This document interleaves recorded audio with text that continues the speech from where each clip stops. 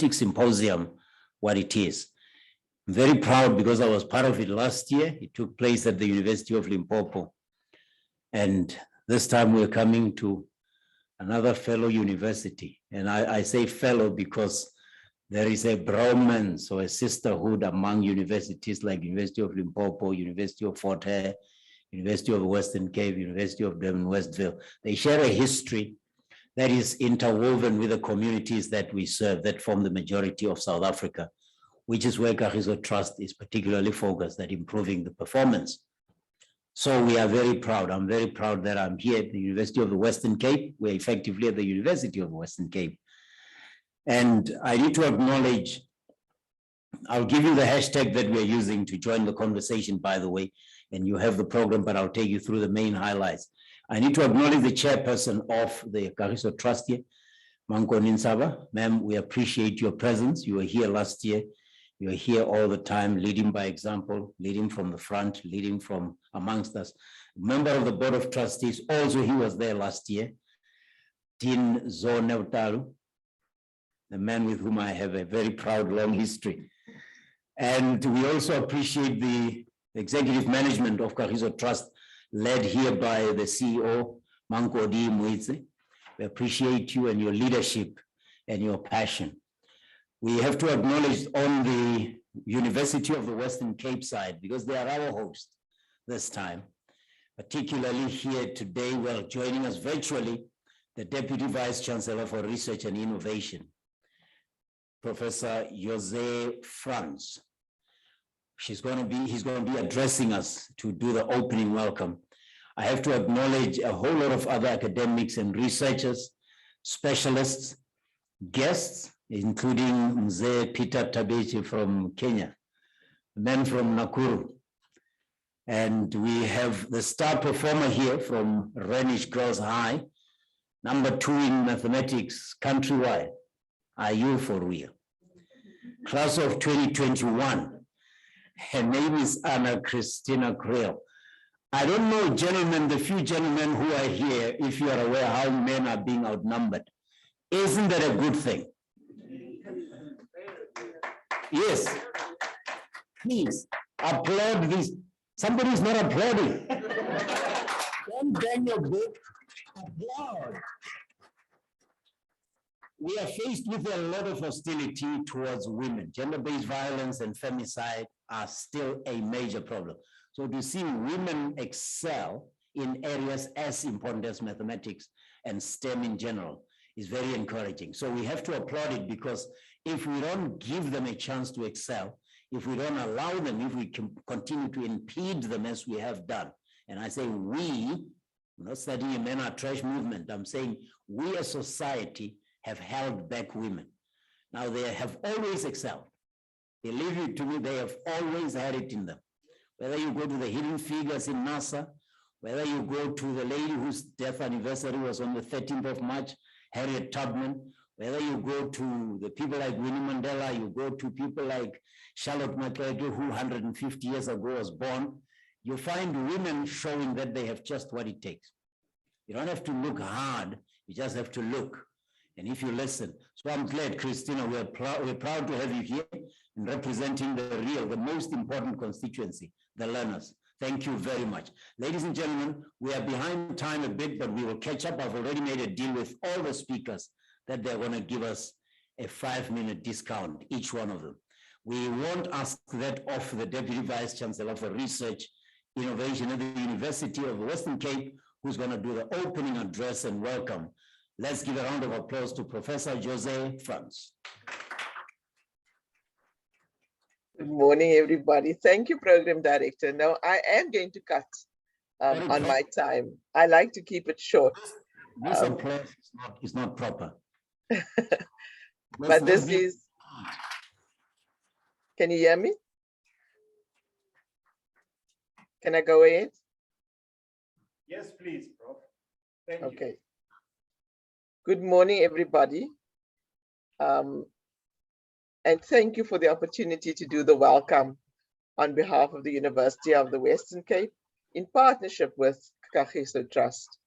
The program director has really acknowledged everybody that I need to acknowledge this morning. And so as we say at UWC, all protocol observed. But I do think it's important for me just to acknowledge all the Kagiso Trust patrons, Board of Trustees and management and the chairperson, and also our Dean of the Faculty of Science and our UWC colleagues, and also then to all of you program participants present in the venue and online. This is indeed an honor for us as UWC to host this event in partnership with Kagiso Trust. As you all know, partnerships is one of our key IOP goals, and partnering with partners that have the same values and goals as our institution is very important. You know, Kagiso Trust is one of South Africa's leading development agencies working towards a prosperous, peaceful, equitable, and just society. Doesn't that resonate with us as UWC colleagues? This is what we want for our students. This is what we want for our staff. And so in partnering with Kagiso Trust, we are really enhancing our own goals and moving our goals forward. The Kagiso Trust approach to education is to develop models and provide interventions through programs that will engage the entire education system and build the pipeline of learners from higher education, from high schools to higher education. This is what we want to see. This is who we want to partner with. As a university, one of our goals is working towards realizing the Sustainable Development Goals. And one of the focus areas is definitely goal number 4, that focuses on quality education. We know in South Africa that mathematics is one of those, what we call killer subjects in high schools, and also becomes one of the factors that excludes our learners from gaining access to higher education institutions. Thus, colleagues, it becomes important for us that initiatives such as these math symposiums needs to be held in partnership with higher education institutions. And I'm glad that Kagiso Trust chose us, as in the University of the Western Cape, to enhance this program, because last year, as you heard, it was University of Limpopo, and this year it is definitely University of the Western Cape. And I hope that this is not a once-off wonder. I hope that we, as the University of the Western Cape, can continue to partner with Kagiso Trust, because we do believe that enhancing learner enrollment and performance in a subject such as mathematics is key to what we're wanting to do. The maths department at UWC and in the Faculty of Natural Sciences really inspires our young people out there. They have programs to drive this agenda because maths is important. It's part of the hard sciences. And we as a university, and especially as I said, the Faculty of Natural Sciences, appreciate the opportunity to showcase its strengths even during these challenging times. Now, colleagues, none of this hard work that you see here this morning happens without some little angels that work behind the scenes. I want to take this opportunity as I open the session to thank Kagiso Trust and the Faculty of Natural Sciences, together with UWC Math Club, for their efforts in bringing staff, students, teachers, and learners together to form all of this today together to celebrate the International Day of Mathematics. Colleagues, if we think about the problems that we are facing, and we as a collective can work together like this to make a difference in the life of a child, we are really going to impact the learners. But we cannot impact the learners if it's just a once-off show. We need to continue to drive this agenda as a collective, working together, higher education with basic education, and NGOs like Kagiso Trust that can help us drive this agenda. I would like to congratulate Kagiso Trust on hosting their second annual International Math Symposium, and to UWC, the Science Faculty, the Maths Club, the Maths Department, thank you for allowing us to be part of this initiative. I want to say to everyone today, be welcome and enjoy the engagement as we try to find answers for our learners as we move forward. God bless and thank you.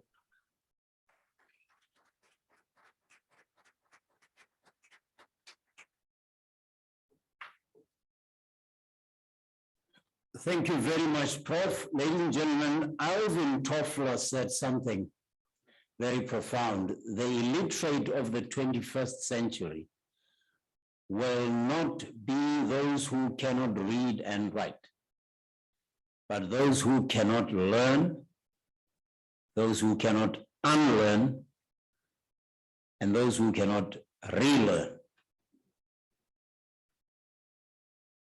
We are here today to share best practice,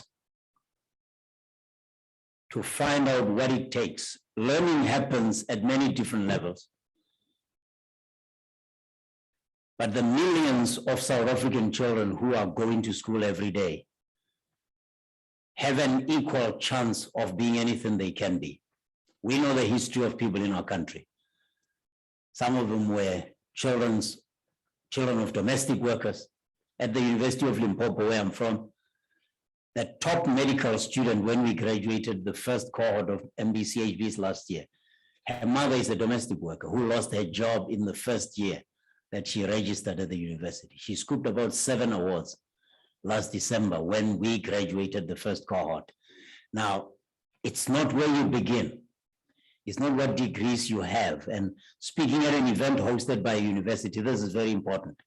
So Prof. Franz, the fact that the University of the Western Cape is still part of the learning, relearning, unlearning.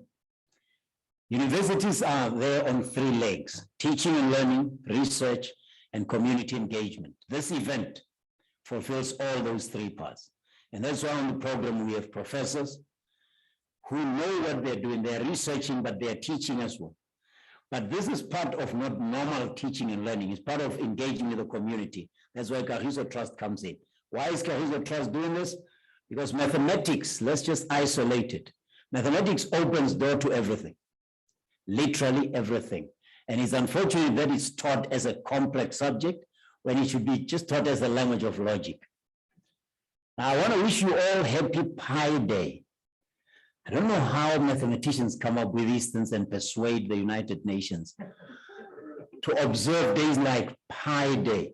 Didn't know you know about Pi Day? I didn't know about it. You know, when I did mathematics, it wasn't my best subject. We had something called pi. When you calculate the area of it, you have length by breadth, and then you have a circle which doesn't have a length and any breadth. So scientists figured out, mathematicians figured out that diameter, and then they come with 22 over 7. Now, I hated dividing things that don't end. And 22 over 7 is one of those irrational numbers. You can divide them literally till the cows come home, even if you're in Cape Town. That number does not end. So somehow, if you divide 22 by 7, you get 3 because it goes 3 times, and you are left with a 1. And then you put a 0, and then it goes once into 10, and you are left with 3. And then it goes into 33 times, and then it's 314. And somehow mathematicians made it up and said, the 3rd month of the year, the 14th, which is today, it's World Pi Day. So you thought I was going to give you free pies? No. It's that kind of pie. So the best you can do is my gift is to work it out. See how far you go. And I tell you, it will be forever. So we're going to have 3 segments of this program. The first, we're going to have the guest speaker, and I say he traveled a long way from the Rift Valley to be here, East Africa. Then we want to have Anna Christina Creel, who is from Renish Girls High School. Well, she was at Renish Girls High School. I'll introduce them. And then we want to have questions and answers where the audience will be able to give feedback. And if you're online, please hashtag Math Symposium and tag at Kagiso Trust. Kagiso is at Kagiso _ Trust. And Facebook, we are just Kagiso Trust. And I'll talk about the University of the Western Cape Twitter handle as well, so that you also can tag them. You need to tag those 2 entities. Kagiso Trust, the Twitter handle is at Kagiso _ Trust, and somebody will give me the hashtag for the Twitter handle for the University of the Western Cape now. And on Facebook is the same story, but when you do, use the hashtag Maths Symposium. We're going to welcome from Nakuru, the speaker is going to teach us or talk to us about how to encourage mathematics learning in children. Last year we had Kangelani, Dr. Kangelani Svea, was it? I think we had Dr. Kangelani Svea, and he had a lot of fun with us. He taught us how to play, how to make mathematics fun, and he even got Din Nautalu singing. So today I spoke to our next speaker and I asked him if he will be able to share with us some of the tricks of the trade. He is a Franciscan friar, Order of St. Francis. He's currently mathematics and physics teacher at Keriko Mixed Day Secondary School in Pwani Village in the Rift Valley. See, I told you he's from the Rift Valley of Kenya. He did a Bachelor of Education in Science at Egerton University. Growing up, access to quality education was not always easy for him. He always knew that he was lucky to get the education he did. Today, many of his own pupils continue to struggle against hardship even greater than those he grew up with. So he is a quintessential stand-up, I'm going to stand up and take my people with me kind of guy. I'm quoting a song from a movie called Harriet, which is about Harriet Tubman. I'm going to stand up, take my people with me. Together we are going to a brand new world. So please welcome from the Rift Valley of Kenya, mathematics and science teacher. He's going to talk to us about how to encourage learning and enrollment in mathematics and how learners are taught to perform well in the subject, especially a rural Kenya best practice. Mr. Peter Tabichi. We say in his world, Karibu. Karibu mzee.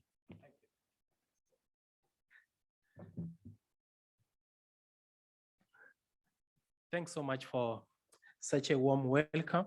It's a great honor to travel all the way from Rift Valley, Kenya to South Africa. It's one of my favorite places I ever dreamed of visiting. Especially when I was young, I was reading much about South Africa, the history, about Nelson Mandela and all of that. But now, today I'm here, so I'm happy and thanks so much for the invitation through the Kagizo Trust team for inviting me so that I can be able to share my story.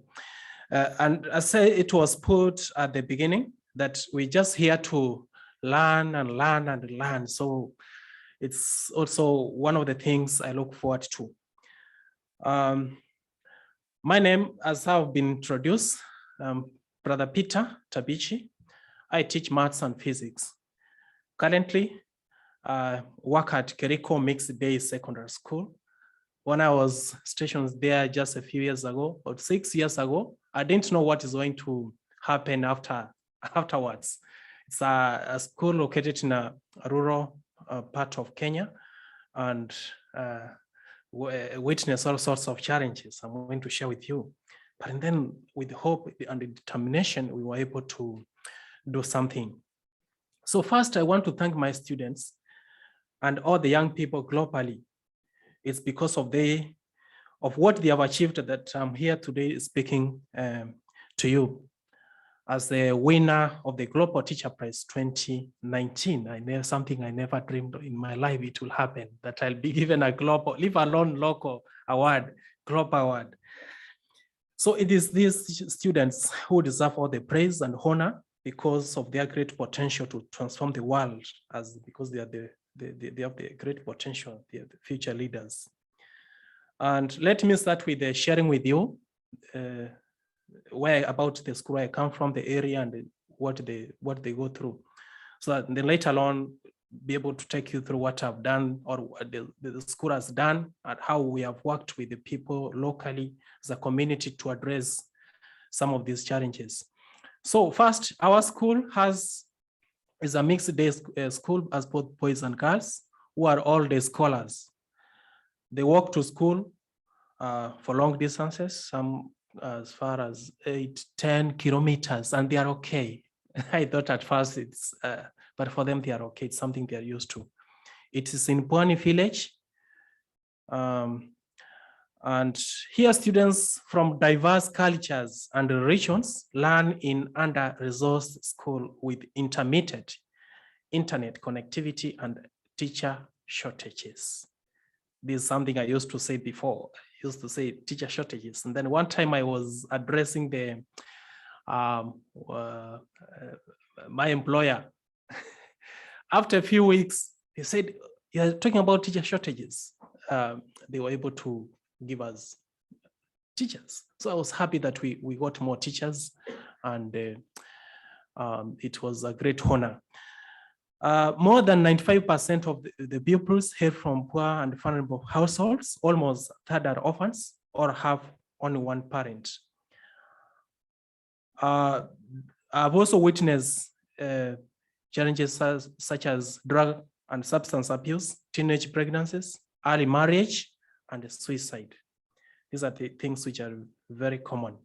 So because there's little time, I think it's now 10:31, so I'm just trying to ensure that I'm within the time. I'm going to take you through about the mathematics, about enrollment and how they do. So in Kenya, we have in primary school, maths is compulsory. The same thing with the in high school, in secondary school, in this current system. But there's a new system whereby we are going to have it's 2, 2, 6, 6, 3, but right now we have 8, 4, 4. So in the new system, it's going to be optional in the high school. The first 3 years is going to be all the students are going to take mathematics, but in the last 3 years, it's going to be optional. So which means right now, if all students, the moment they train in the first years, all the way to the 4th years, they have to do mathematics. So these teachers, we have a lot to do. Even though there has been a gradual improvement in the scores in the recent past in mathematics, the performance has mostly been lower as compared to other subjects. We have been trying our level best to do, all we can, but it has always been down. And the same with it's among the poorly performed subjects. But at the moment, there are measures being put in place, both nationally and locally in my school or at a personal level to address this challenge. It's a collective responsibility. So next, I share with you about my approach, methods, what I do in teaching mathematics. I also teach physics, so it's more of not about mathematics. So despite the few resources at school, I've said that we had the challenges with the resources. When I joined the school in the year towards the end of the year 2015, I was only able to see one computer that was being used by the secretary. And whenever I needed that, I had to make arrangement with the secretary to use it. So despite those challenges and many others, I managed to integrate ICT in most of the lessons, in 80% of the lessons, in order to engage the students. And I found that engaging ICT is a great way of learning. It makes learning interesting. And I think it's something that has really made it, has made it possible for us to achieve what we have achieved so far. And then the other thing is through active and effective discussion groups, whereby we engage students in groups, not just like lecturing them, putting them in groups of 5, or whichever number that we can manage, and then we supervise. So through that, it's a great way. And then the students are very active. We're able to see what they're doing. And then the other thing that we do, or I do, is we have the team teaching. It's not about myself. I have this class, and then it's just my class. They are my students. So I have to think of ways of bringing in the other teachers and see how we can work together. And if this teacher can handle this, and then, the other one can also handle the. So I don't feel shy that I'm inviting another teacher to handle this in case maybe I'm not comfortable with this. So it's a kind of a team working, a team teaching, and therefore the teachers, we need this need for collaboration. Our school also organizes mathematics contests to challenge, to give, as a way of challenging students. And we have seen through that performances improving, and it's a great way of motivating students to do well in the subjects. And we are also looking forward to having that with the other schools in form of symposiums with the neighboring schools. And then allocating more time for the subject, and especially in the morning and when the mind is still fresh. So it's something I used to do when I was in primary, in secondary. By the way, when I was in primary, I never knew that I'll be able to do well. I was average. But when I joined secondary, I received a great support from my teachers. One teacher inspired me. That's when I discovered, I can do well in mathematics. I was working hard. I believe in myself. The first year I was scoring around 56, and then the second year 66. By the time I was finishing high school, I was the top student. I was the top student in mathematics, and that encouraged me even to do physics and go to STEM and teach. So at times I think that some of the learners have that potential. It's only that they need some kind of a right environment, some support, someone to inspire them. And it's good that I also encourage my students to do frequent practice the way I used to do frequent practice. Whenever I start, mathematics was the first thing to do. It makes my mind active. So, and then all the time you need to do it maybe on daily basis. And then, as I've said about confidence, we also need to instill confidence in our children. I'm going to share with you maybe a few things I've done to instill confidence. They need to change that negative attitude that mathematics is hard. That's what they think. They hear of mathematicians, then they think, these are people these are like geniuses. They have that. This is hard. Someone was talking about trigonometry, about how to get pi or 20/7. Even myself, I was asking myself, how do you get this?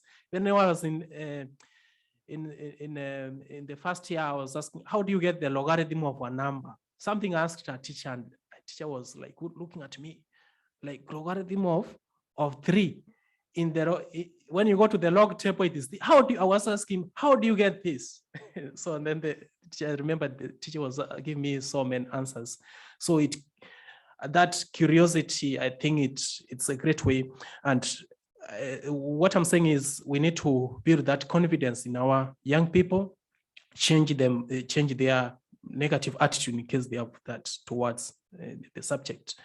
And also emphasizing the conceptual understanding of a procedure, so that when you change a language or something, they are able to see, they have the facts, they have the understanding, and they are able to apply what they have, not just memorizing, facts. So in addition to, there are many other ways on how I teach. In addition to that, there are other additional things, additional teaching, learning interventions and resources we have used to improve mathematics, and also not only mathematics, but general performance in the school. And these are some of the ways that will geared towards creating a favorable environment for learners and teaching the community. Because you find that if the environment is not favorable, then there's nothing they can do. So I think it's more of a corrective responsibility. We have to work as a team. And so through being creative, adaptive, dedicated, humble, selfless, resilient, and being ready to listen, learn and share with others, and by having passionate belief in our students, our school in a remote setting has been recognized both locally and internationally. And there is need to have authentic problem solutions that increase students' drive to engage in math. So there's need to have that curiosity. It's not just going to class and teaching them about about the cause and role, the sine, role, and all of that in trigonometry. It's very important that we have that to build the curiosity. That's what will make them. I remember that's what even inspired me, that there was curiosity, and I received that support. I was able to believe in myself and was able to work hard. And therefore, we need those ways, solutions, and how to make them be curious. And there's need to boost their desire, initiative, and motivation to succeed in this subject. Applying math to real world problem helps increase both student and interest and understanding. So in my school, to inspire and boost their self-esteem, I started school clubs. There's STEM club, there's peace club, there's this, the math clubs, it's all of that. Even when I was in high school, I saw the same. I was very active in that. And I think I was influenced by that. By the time I became a teacher, I was very, very positive, expanding and promoting the school clubs to allow our students see what they are good at, helping them grow in confidence and creativity. In the year 2019, 2 of my students won the United Nations Sustainable Development Goal Award at the Global Science Contest in the USA. After designing a mathematical device that helps the deaf and the blind people measure length of objects. It started something very simple, but if just we were working with them, they were bringing more modifications, and they were incorporating, ideas from other subjects.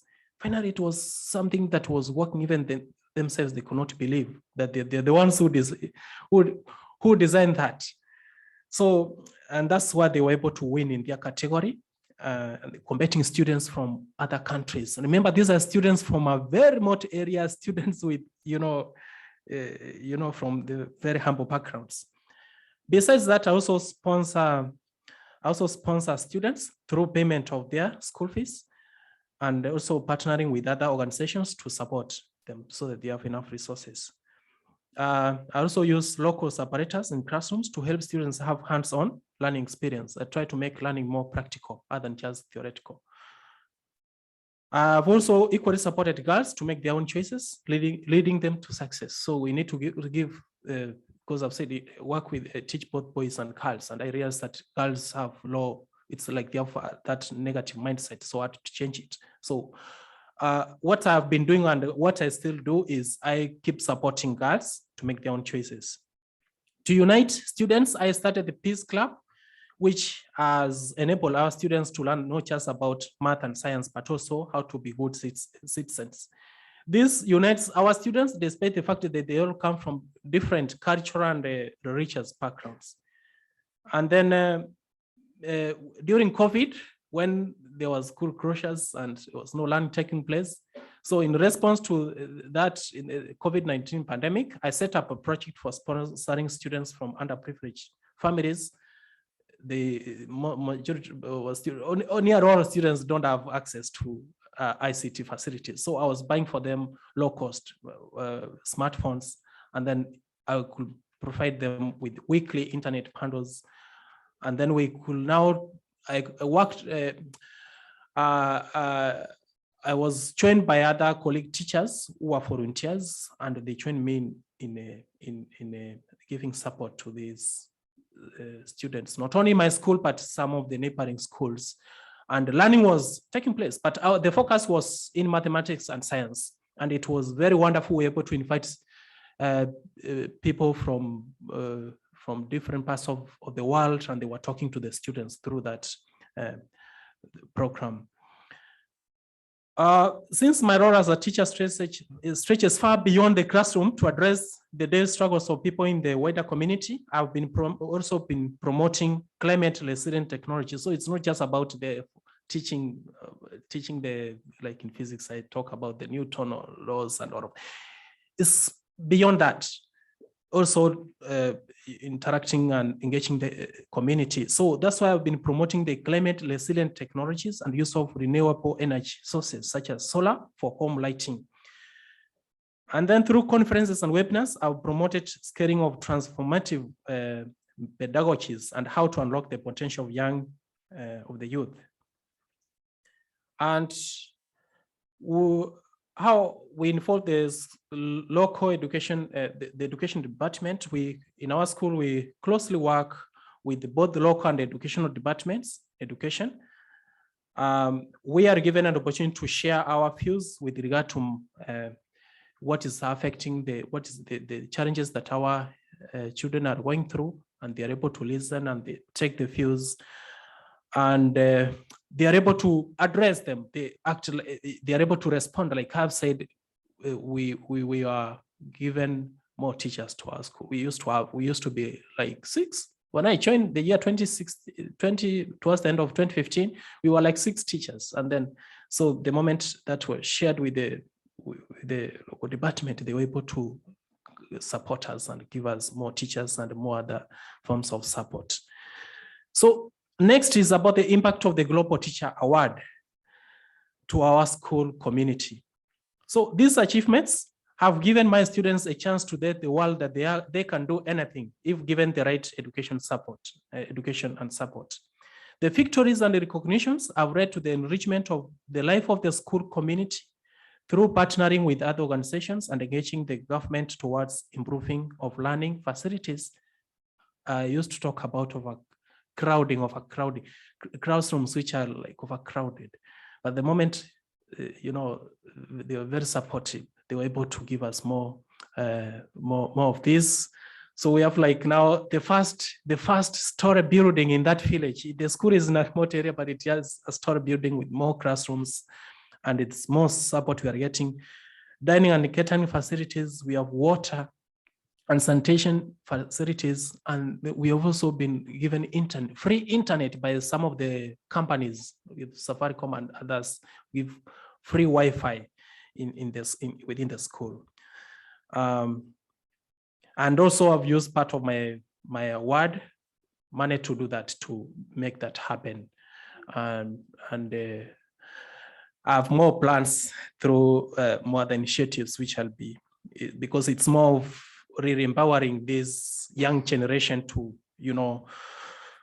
to address the challenges which the current world is facing. The world is facing so many challenges at the moment. Our students have received more education support, scholarships. Like now we have students studying abroad.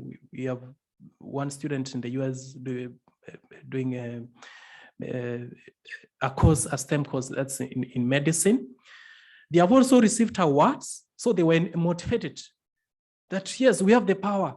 Something they didn't see, and they are recognized, they are motivated, they are working hard, and we have seen improvement, not only in mathematics, but even the other subjects, which is really encouraging. And that's the joy of a teacher and even another person. When you see the success of, your efforts, your students are succeeding. So they have been given these recognitions and awards, local and international, which has improved their service team.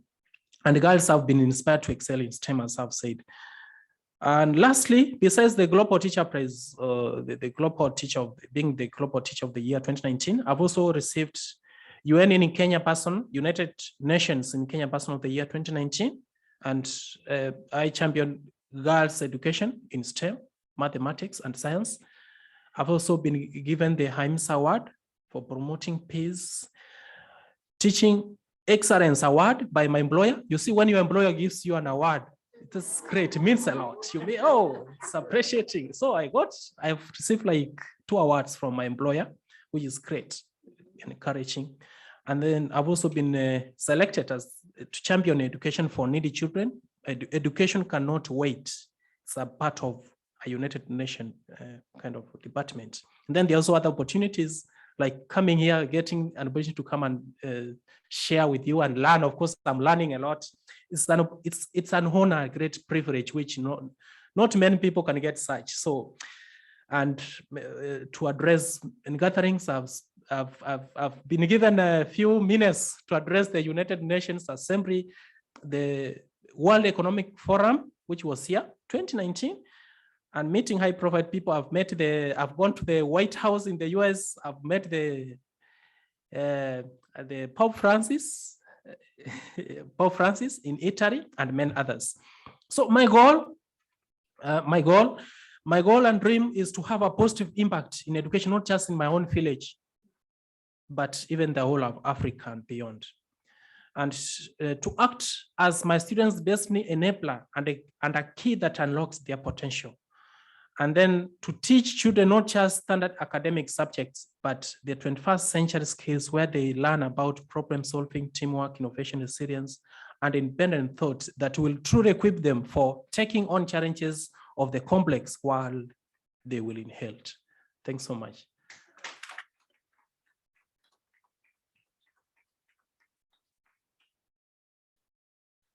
Asante sana mzee Peter. There's a Kiswahili proverb you talking about team teaching. Kidole kimoja akiui chawa. One, you can't kill a louse with one finger. You need two.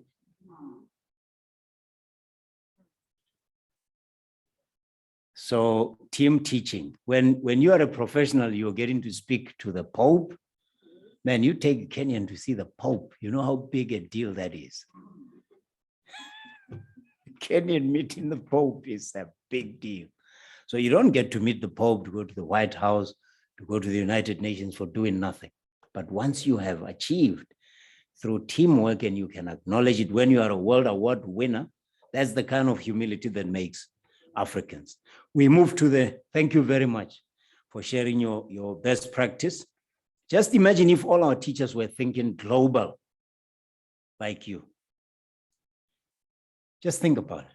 Kagiso Trust, thank you for bringing this phenomenal person, putting us in line with the Pope and the United Nations and the White House. Thank you. Round of applause. And University of the Western Cape for hosting this event as well. That's the kind of community engagement we want and dynamic research. A round of applause for the University of the Western Cape. All right. Yeah, your applause needs some algorithm, but it's okay. Mathematicians will figure it out, I'm sure. The next speaker is a first-year industrial engineering student at the University of Stellenbosch. She loves the outdoors, exploring new places and meeting new people. She is a hardworking and diligent student who always goes the extra mile for projects of interest. At the moment, she's still very unsure about her career aspirations. She's doing engineering. How's that for uncertainty? All right. She knows she wants to be successful in whatever path she chooses to follow, but she does not know what that will be yet. She would love to work in an industry or sector that promotes sustainable development for our planet and solving world problems. She is an optimistic person who sees the best in those around her and believes that she has a purpose. So she looks forward to discovering what exactly that is. You see now, in Kiswahili, we say, elimu haina mwisho. Education has no end. So you keep on learning. Ladies and gentlemen, please welcome the top 2 achiever in mathematics for the class of 2021, Anna Christina Kriel.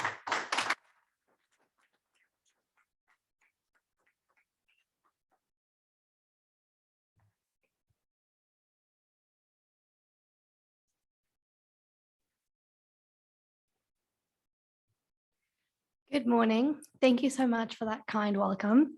And thank you so much for Kagiso Trust for giving me the opportunity to participate in this mathematics symposium in partnership with the University of the Western Cape. As you've heard, my name is Anna Christina Kriel. I attended Greenwich Girls High School, where I matriculated last year. I'm currently studying industrial engineering at the University of Stellenbosch. Based on my matric results, I was awarded the 2nd place in maths in the country. I was reflecting about different study habits and approaches I have for studying, or rather preparing for maths.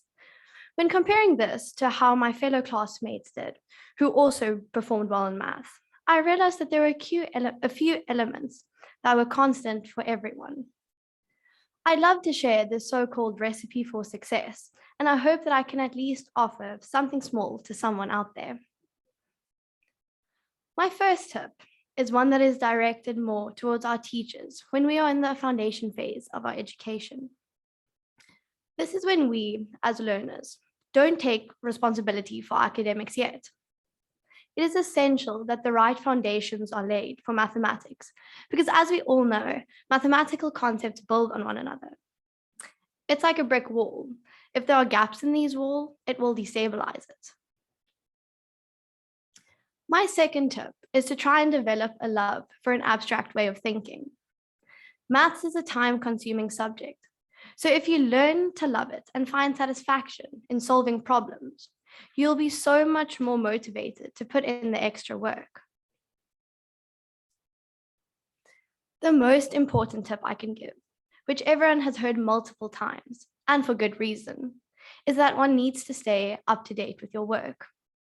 The math syllabus in school is fast-paced, and like I mentioned earlier, the concepts build on one another. You have to take the time to do all the work that the teachers set out for you, or the homework. You have to ask questions, and you have to ask questions about the concepts you don't understand. And if you realize there is something specific you are struggling with, you have to practice more questions relating to that. Now, I know that some people have a better aptitude for maths than others, but aptitude alone will not ensure success.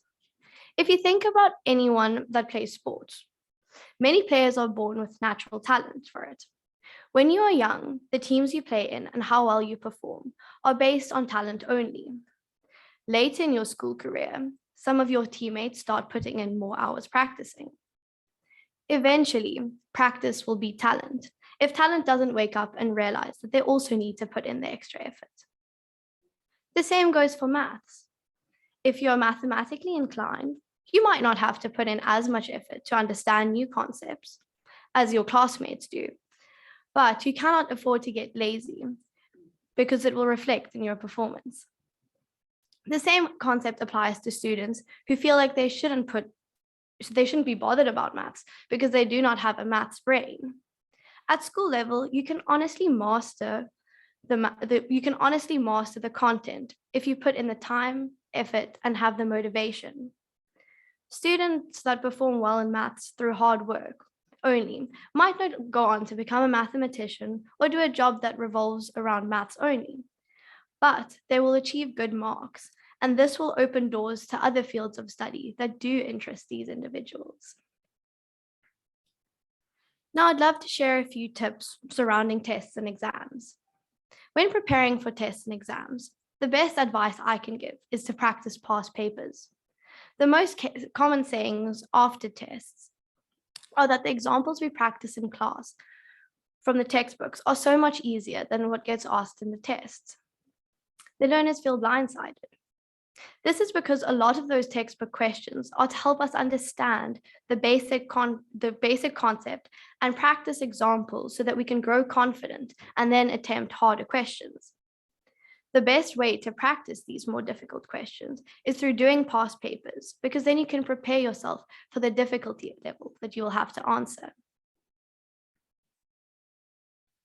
The way you approach math tests and exams can make a big difference in your results. The first thing I used to do when I received a test was to scan through the whole paper and make a mental note of which sections contained longer questions.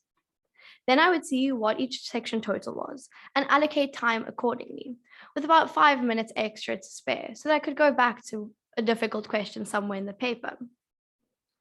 I used highlighters to highlight what was asked for and to highlight information in sketches, especially in geometry and trigonometry, where you have to distinguish between all the information you've been given. Another factor that made a huge difference in how I performed in my tests was how I laid out my paper. When I was about in grade 6, I used to bunch up my sums in a minimum amount of lines.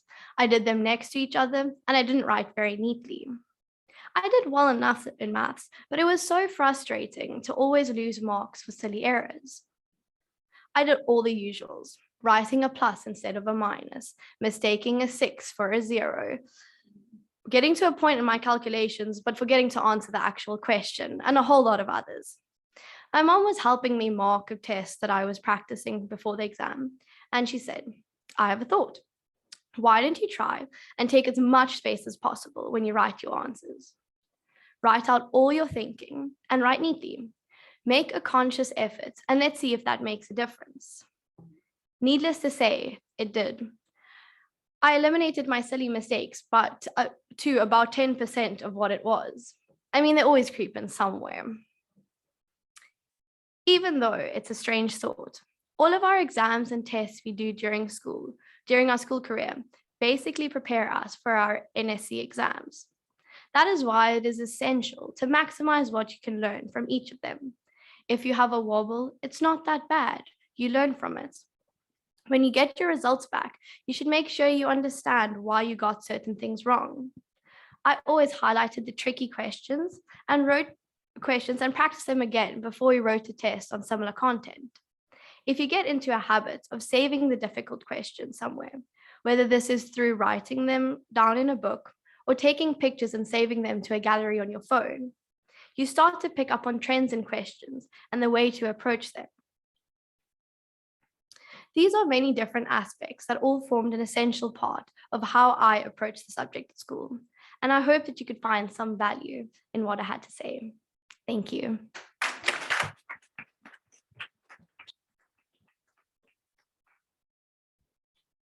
See, the younger generation doesn't even talk much, but I suppose if she bunches, you know, that's calculus right there. By the way, that's all I know about calculus, integration and differentiation. I don't know how to do it. I just know it's 2 topics under there. That's enough for an old man, right? Please. No, it's not enough. You have to keep on learning and unlearning. We have a few questions, and thank you to those of you who are giving the questions online. By the way, I've been asked to share with you the login details. You heard Peter talk about free Wi-Fi from Safaricom. Wouldn't it be something if Safaricom, we have Safaricom here in South Africa. It's called Vodacom. It's the same company. Hey, give us free Wi-Fi. But even if you don't have free Wi-Fi, here we do have free Wi-Fi. You can access it. Hotel Verde, look for that under your Wi-Fi. And the password is quite, yeah. So it's Verde, you know, you spell Verde, capital letter V, but then the E you replace with the number 3. They knew mathematicians were coming here and they didn't play. They put numbers in the place of letters. So you just spell Verde, but the letter E is replaced with a 3. And then you have at DM1N.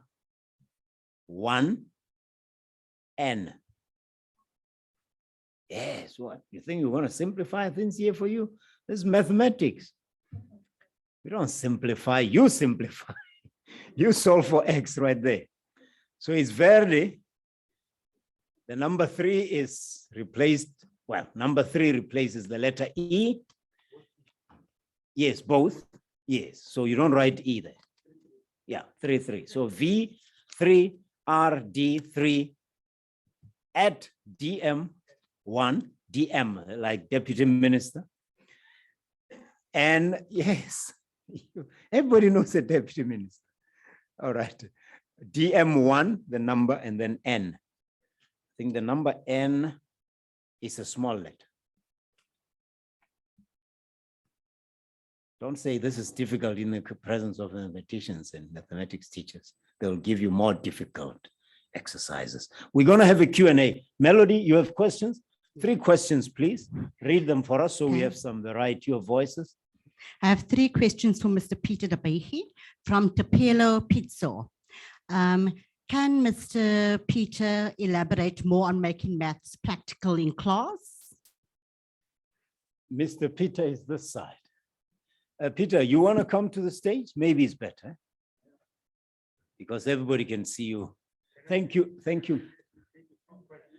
Yeah, read the 3 questions. Well, maybe they are related to one another. Yeah.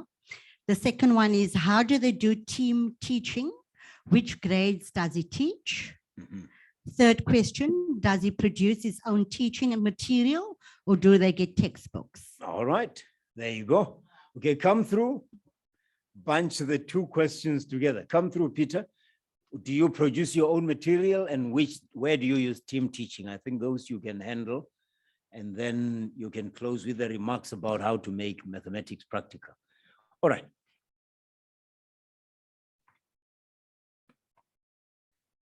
Thanks for the questions. I'll try to answer them to my level best.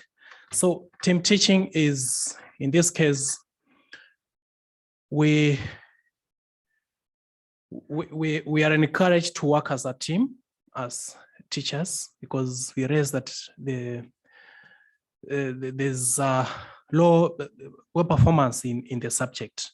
And this was one way of addressing that. So we put students in groups, so they are put in so for discussion, and this could be outside which means we have to look for ways of creating more time, maybe in the early in the morning or in the evening, so that we have plenty of time all over the weekends, like even on Saturdays. So we have all the groups there. And then because they are main groups and they all needs that supervision and you have to see what they are doing. So one teacher cannot be enough. So we have the Department of Mathematics. So we work as a team. So from time to time, we normally have meetings and take minutes and we agree on this. This is how we'll work. So we agree the days when we're going to have that. And we have teachers who are, helping students in different groups. And we also try to group the students using different criteria, having both, being gender sensitive, and then both low achievers and high achievers. And then, so we are able to see what they are doing, and we are there to, when when they need our support, we are there to give them the support. So that's how we do the team teaching. And I teach. The next question is about the grade. I'm a trained teacher to teach in high school, but I can comfortably teach in primary, or I've been invited even to address even in colleges. But I've been since 2003, after my high school. I started teaching immediately, and then after my university education, now I became a full teacher. So been teaching for long. So been teaching right from the first years to the 4th years. So in Kenya, in secondary schools takes 4 years. So I can comfortably teach in either, we talk of Form 1, Form 2, Form 3, Form 4. So the first years, Form 1, those are the Form 1s, and then those one, like I think here grade 12, those are the Form 4s. So 4 years. After that, you go to the university. So I can teach. I've handled, and there's a situation whereby you can handle a student. Maybe you teach them when they are in Form 1, and then you move when they're in the second year up to when they finish. And then we use the curriculum given by there's a national curriculum, and we stick to that. There's guidelines, and we have to prepare a lesson plan, and we have to at times there's a lesson observation and all of that. So we stick to the curriculum, but we are at liberty to bring in our creativity as teachers, something that can make learning, interesting and easier for the learners, because they are all, we have different categories of learners. So that's what we do.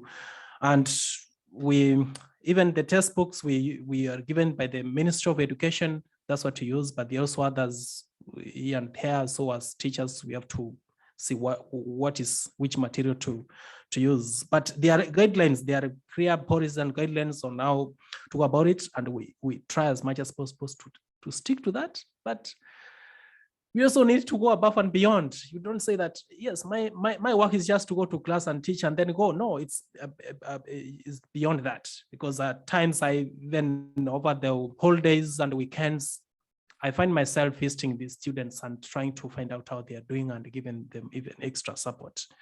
And then how I make the subject practical is, I say that when I joined the school in the year 2015, I realized that there was low self-esteem and the students joined the school with low entry marks.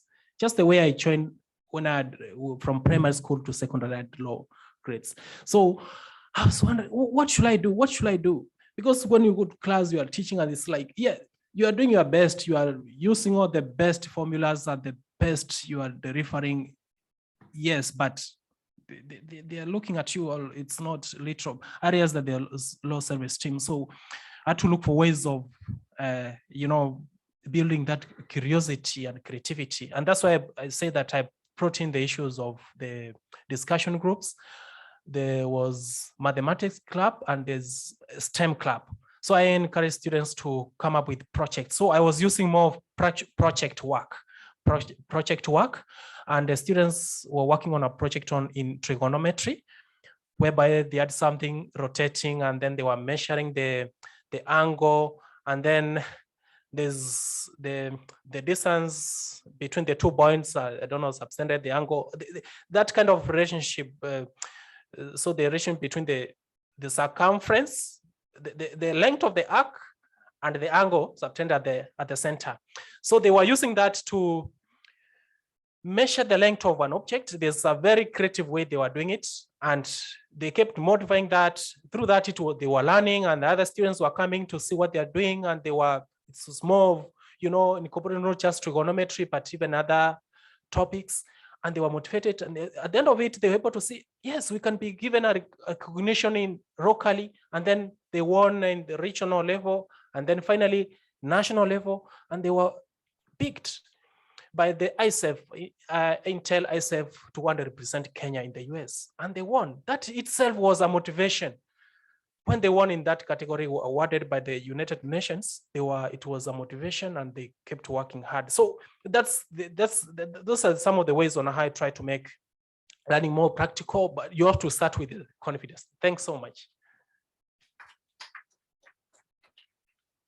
You can go over and beyond what your job description says. Don't restrict learning to the classroom. Children love when they are beating somebody. See, it's more fun. Winning is fun, but Tiger Woods says it's more fun when you are beating somebody. So give the children a chance to beat somebody, even you, the teacher. All right.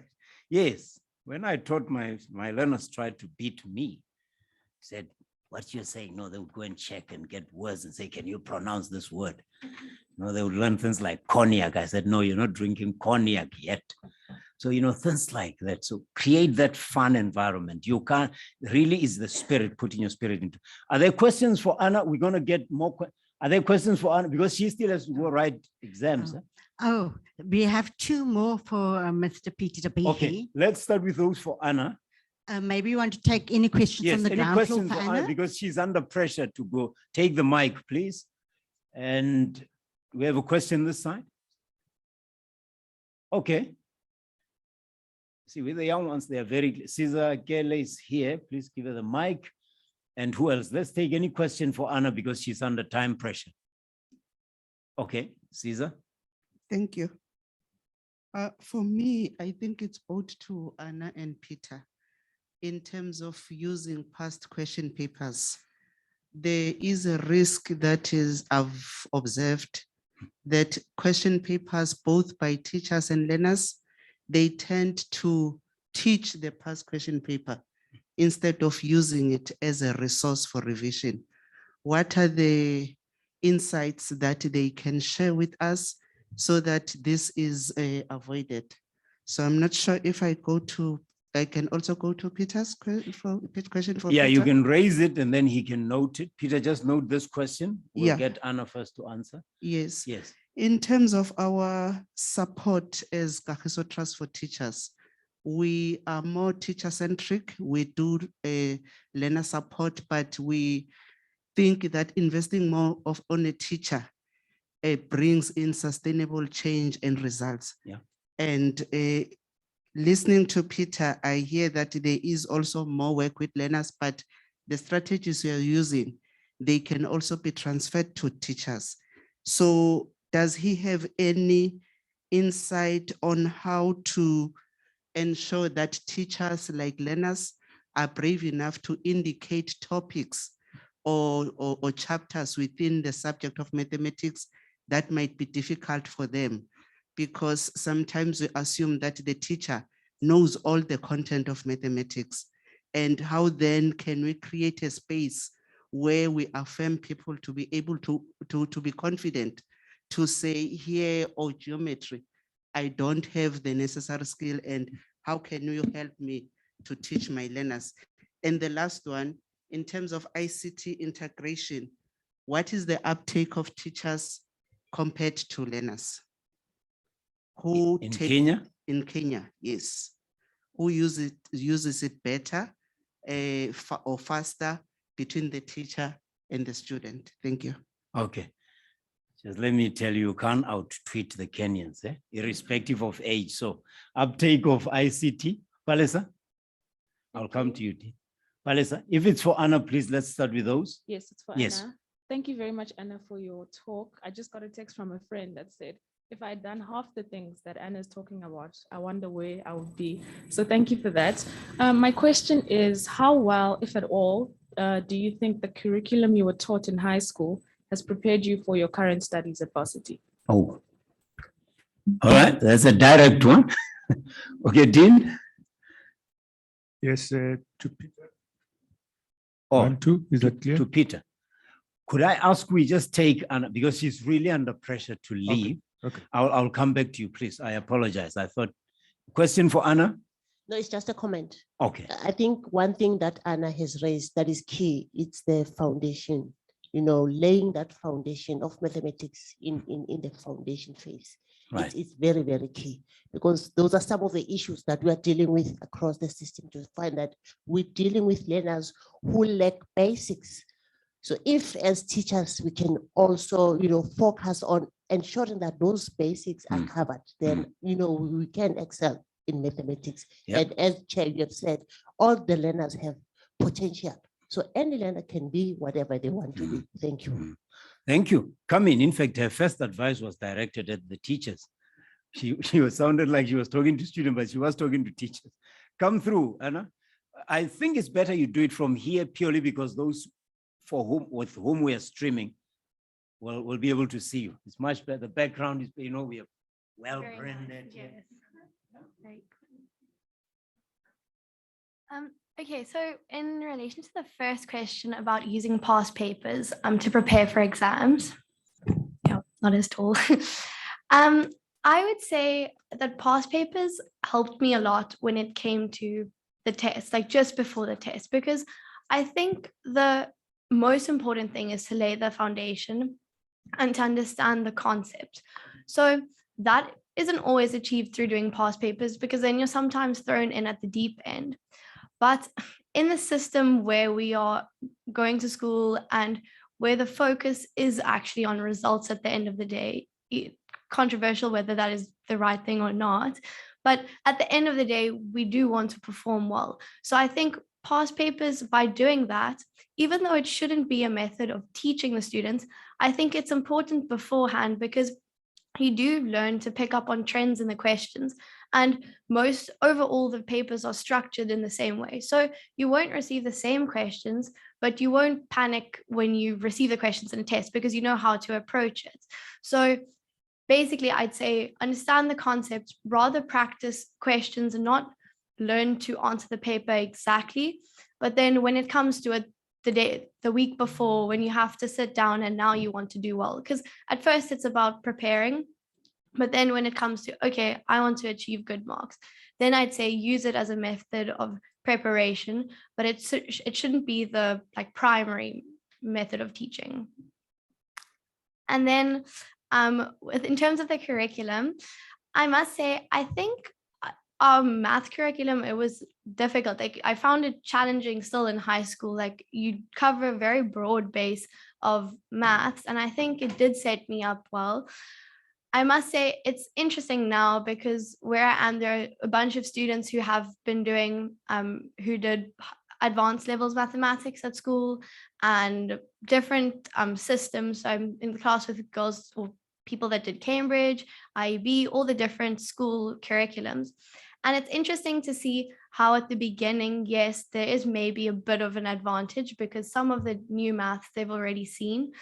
But I think within 6 months, it'll all equal out. And I think if the whole course is structured so that everyone that was accepted to study it can do it, even though it might be harder or someone might have to work harder, will have to put in more effort. Overall, we're supposed to be able to pass. So I think if you are able to, you just need to work harder. But it did definitely give me a solid foundation. So now it's just new work. It's like school. Every year you have new content that you need to cover. So now it's just new, and it's definitely because I've chosen a degree that does contain a lot of maths. They expect you to like maths. So it's a lot of maths, but I enjoy it. So I think it's good. Thank you. All right. Thank you. I feel she's going to be famous. I should have taken a picture with her because when she's famous, I can say I knew her before she was famous. But then she has already won a national award. I'm too late. All right. Thank you very much, Anna. And you know, Ouija Williams sang, "Children, hold on to your dreams. Believe in love. Let love be the light to show the way. And love will shine on you one day." You know, it's not about love as we reduce it. It's about love as in love. They say it's work made. What is it? Work is love made visible. So when you put so much passion, the way I think you did into your work, the kind of engineer you're going to become, I want to hang around you.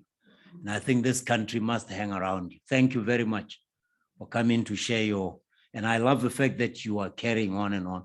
You put no limits on yourself.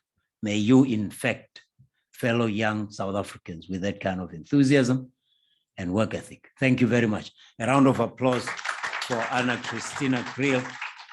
And best wishes with your test and exams.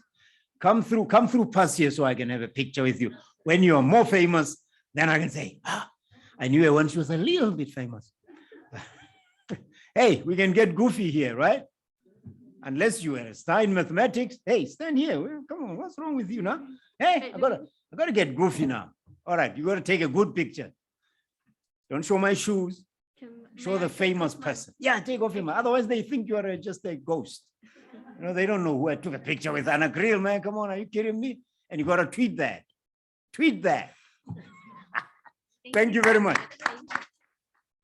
Pardon? Yes, please. Now you're taking my ideas.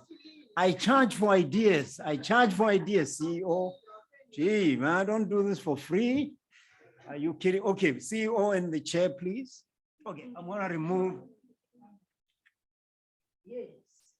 Hey, pictures. These are records. Yes. Thank you so much. Thank you very much. Thank you. Oh, there, one more. Yes, with Peter. Please. Sorry. This is show business. Sorry for disrupting. Yeah, there you go. So we can see the Western Cape.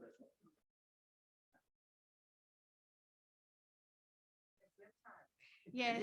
Thank you. Thank you very much. Thank you so much. Thank you. We have a few more questions for Peter, but we're not doing well for time. Thank you. Good luck. Good luck. We're not doing well for time, so let's wrap them up. Dean Navutalu, please. I'm going to start with yours because I think I cut you short rudely. But let's try and round up the session for Peter. He just come so far, we can't cut the session. Please go ahead, Dean Navutalu. Thank you very much. I always listen to these conversations with a bias. And the bias is more towards my own upbringing, my own education, of a situation where you are not privileged, achieving where you're not privileged. Now, Peter's story actually touched a nerve on it. It looks like it has all the characteristics of a typical rural South African Black school. But Peter is not ordinary. Otherwise, he would not have won an award. The question I have to Peter is, does he have any idea of how we could replicate him? In other words, teachers in these underprivileged schools, how can they be made like Peter? Maybe not necessarily winning awards, but getting all the students to do what his own students have done and capturing their imagination, instilling confidence, generating curiosity. So I'm looking at it more from the side of the educator. Our patron, Bishop Desmond Tutu the late, used to say that if you were to have an award on my honoring me, that award must go to the educator. Because the person who really touched me and inspired me is my educator. I think very fond, not my lecturer, but my educator. Lecturers are later on. Thank you, Chair. Thank you. So how can we replicate Peter? Yeah. Does he have any ideas? Or is it not doable? We must just say he's just representative of few award winners. Thank you. Instilling the winning culture. Other questions? Melody, you've got that question, Peter? Yes, I've got a question from Champa Gulab. Please, could Peter give examples of how the teachers were motivated to teach maths with passion, please? Oh, there you go. It's linked to the question. Thank you very much. May I read the others too? All right, quickly. Yeah. And then from Lynn Goodman, how do your students perform in the topic of functions in mathematics? Then Tapelo Pizzo, ICT integration, how do they use it? Do learners have gadgets for ICT learning? All right. You've got the questions, Peter. Instilling the culture of excellence among fellow teachers. The subject of functions, that's a straightforward one. That's the question I would skip in an exam.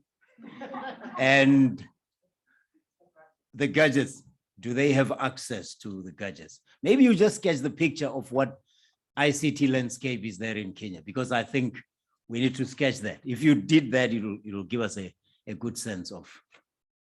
All right. Last question.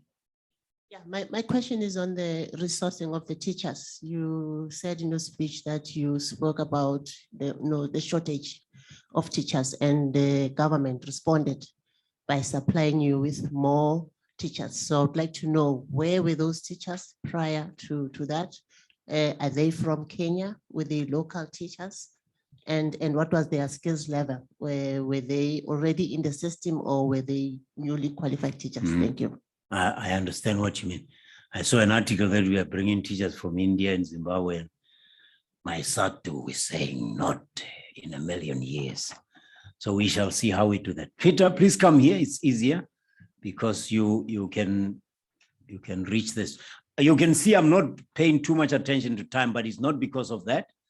I think if we have a practitioner amongst us who is in touch with children, let's give him as much time as possible. Thanks.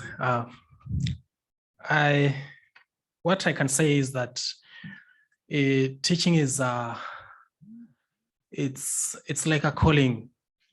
It's a calling, and it needs a lot of patience. You have to. In its creativity needs you to be adaptive. It needs you to be flexible.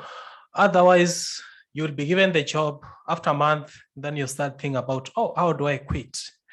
So it's about having that the job in your heart, of the passion and the dedication what you do. Otherwise, I've people asking me, even after winning, you should have maybe be comfortable with the money and just go. And why do you still in the same school? So that's the question many people have asked it, but it's not about really getting the privileges and then disappear. No, it's more about what you can do. You are going to change the lives of so many, it's not about one individual. So that's why I'm there. I'm still there, but they still don't understand my response. If I may start with the main questions here. I don't know. I'll just go through them very fast. There's about the teachers. We have my employer, the team that manages teachers in Kenya is called Teacher Service Commission. So they were very happy, excited to when I was shortlisted. It was a process started in the year 2018, and then almost at the beginning, and then it ended in the early 2019. So they were following, and at the end of it, when they realized that I was shortlisted, top 10, they invited me to their office. I met the CEO and the chairman and all the commissioners and directors.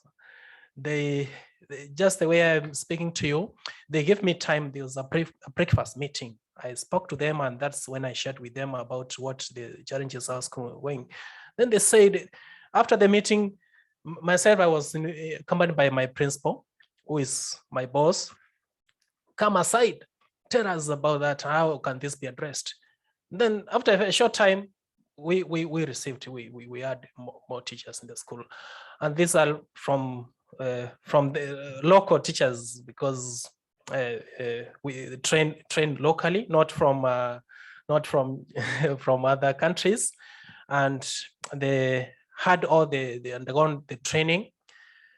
Just teachers, the main teachers out there looking for jobs. They were jobless. They are waiting opportunities when that can come. So I think there was that those ones what applied, they were picked, and then we had more.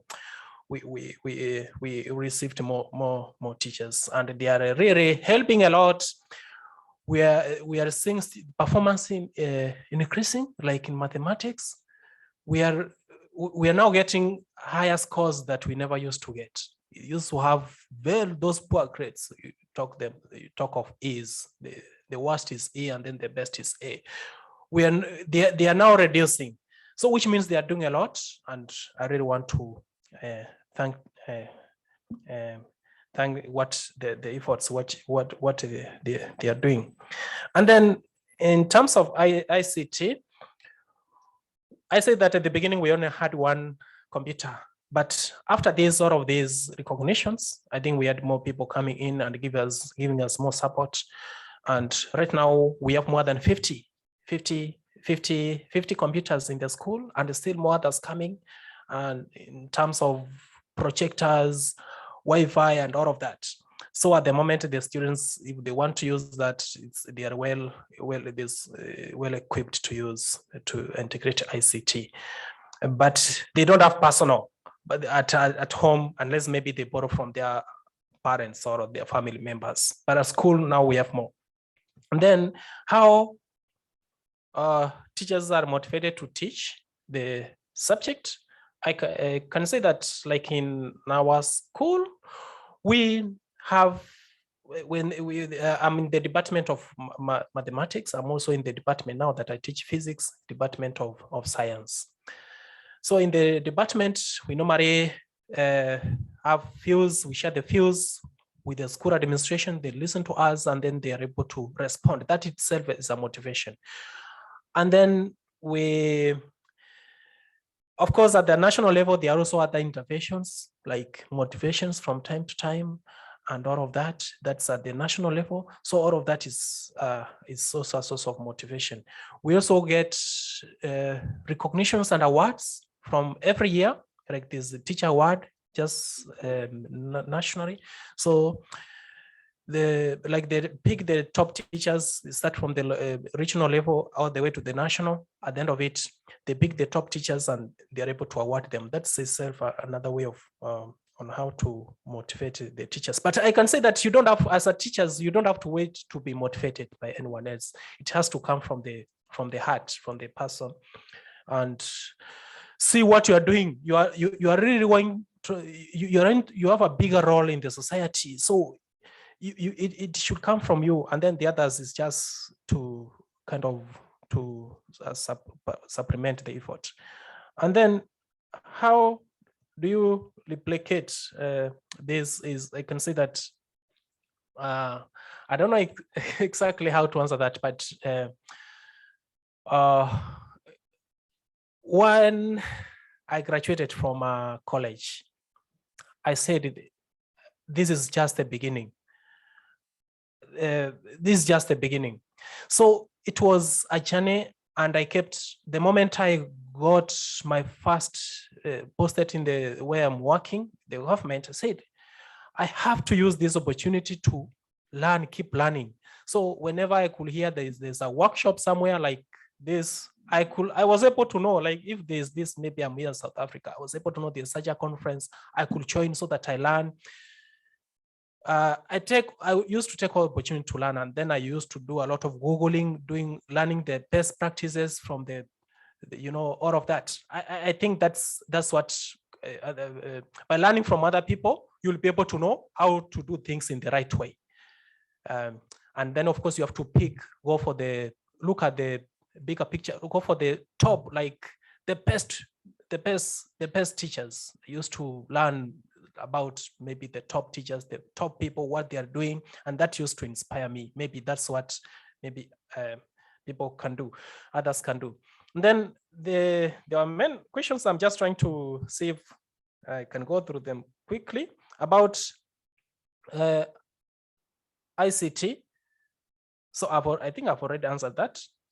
So at the moment, we have realized that students of nowadays are like, they like ICT. Whenever you integrate ICT, learning becomes easy and interesting. And I think it's a great way but you cannot just put ICT there and leave it and then think that they are going to learn. The teachers to be there. It just facilitates, makes learning easier. And they are very fast. Whenever I remember when I was doing a course in ICT, it took me like 5 months. But with these learners, the moment you expose them to ICT, within a week, they have everything. So I can say they're a better place. And as teachers, we need to embrace that and learn, not really stick to what we learned, I don't know, 10 years ago, and they say we know all. No, we have to be flexible and be open to learn new things. And that's when we'll be able to change their lives, we'll be able to have a positive impact on these children. And about teachers support, I think I've mentioned about that. There's teachers need to, as much as you give support to students, you also need to also remember teachers, because if you don't, then it means these are the people who are going to at the end of it, who are to determine what the students are going to achieve. So it's good also to ensure that the teachers are given the right support. And with my fellow colleagues, I try to also, at a personal level, I try to give them support, either through sharing the best practices. Some of them come to me, I also learn from them. So try to help each other at an individual level, but there's also at the national level, there are also other ways and other policies on how teachers are supported. But generally, I can say that whenever we want better education, the focus should not just about the children, the kids. Also, we also have to look for other interventions, other ways on how teachers can be given the support. The moment they are supported, they also be able to support the kids. And then lastly, about the past papers, I think Anne answered it very well. It's that the past papers is not just the only way.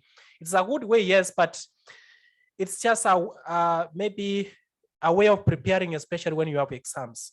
But there are other better ways of teaching, so that the students can be able to have high level knowledge and skills, because we want people who are going to know about their future, people can fit in the society, people will be able to address the challenges the world is facing, and therefore you can't say that by relying on the past papers, but it's a great way, especially if all the learning is taking place and then the exams, and then I think that's when the past papers can come in. Thanks so much.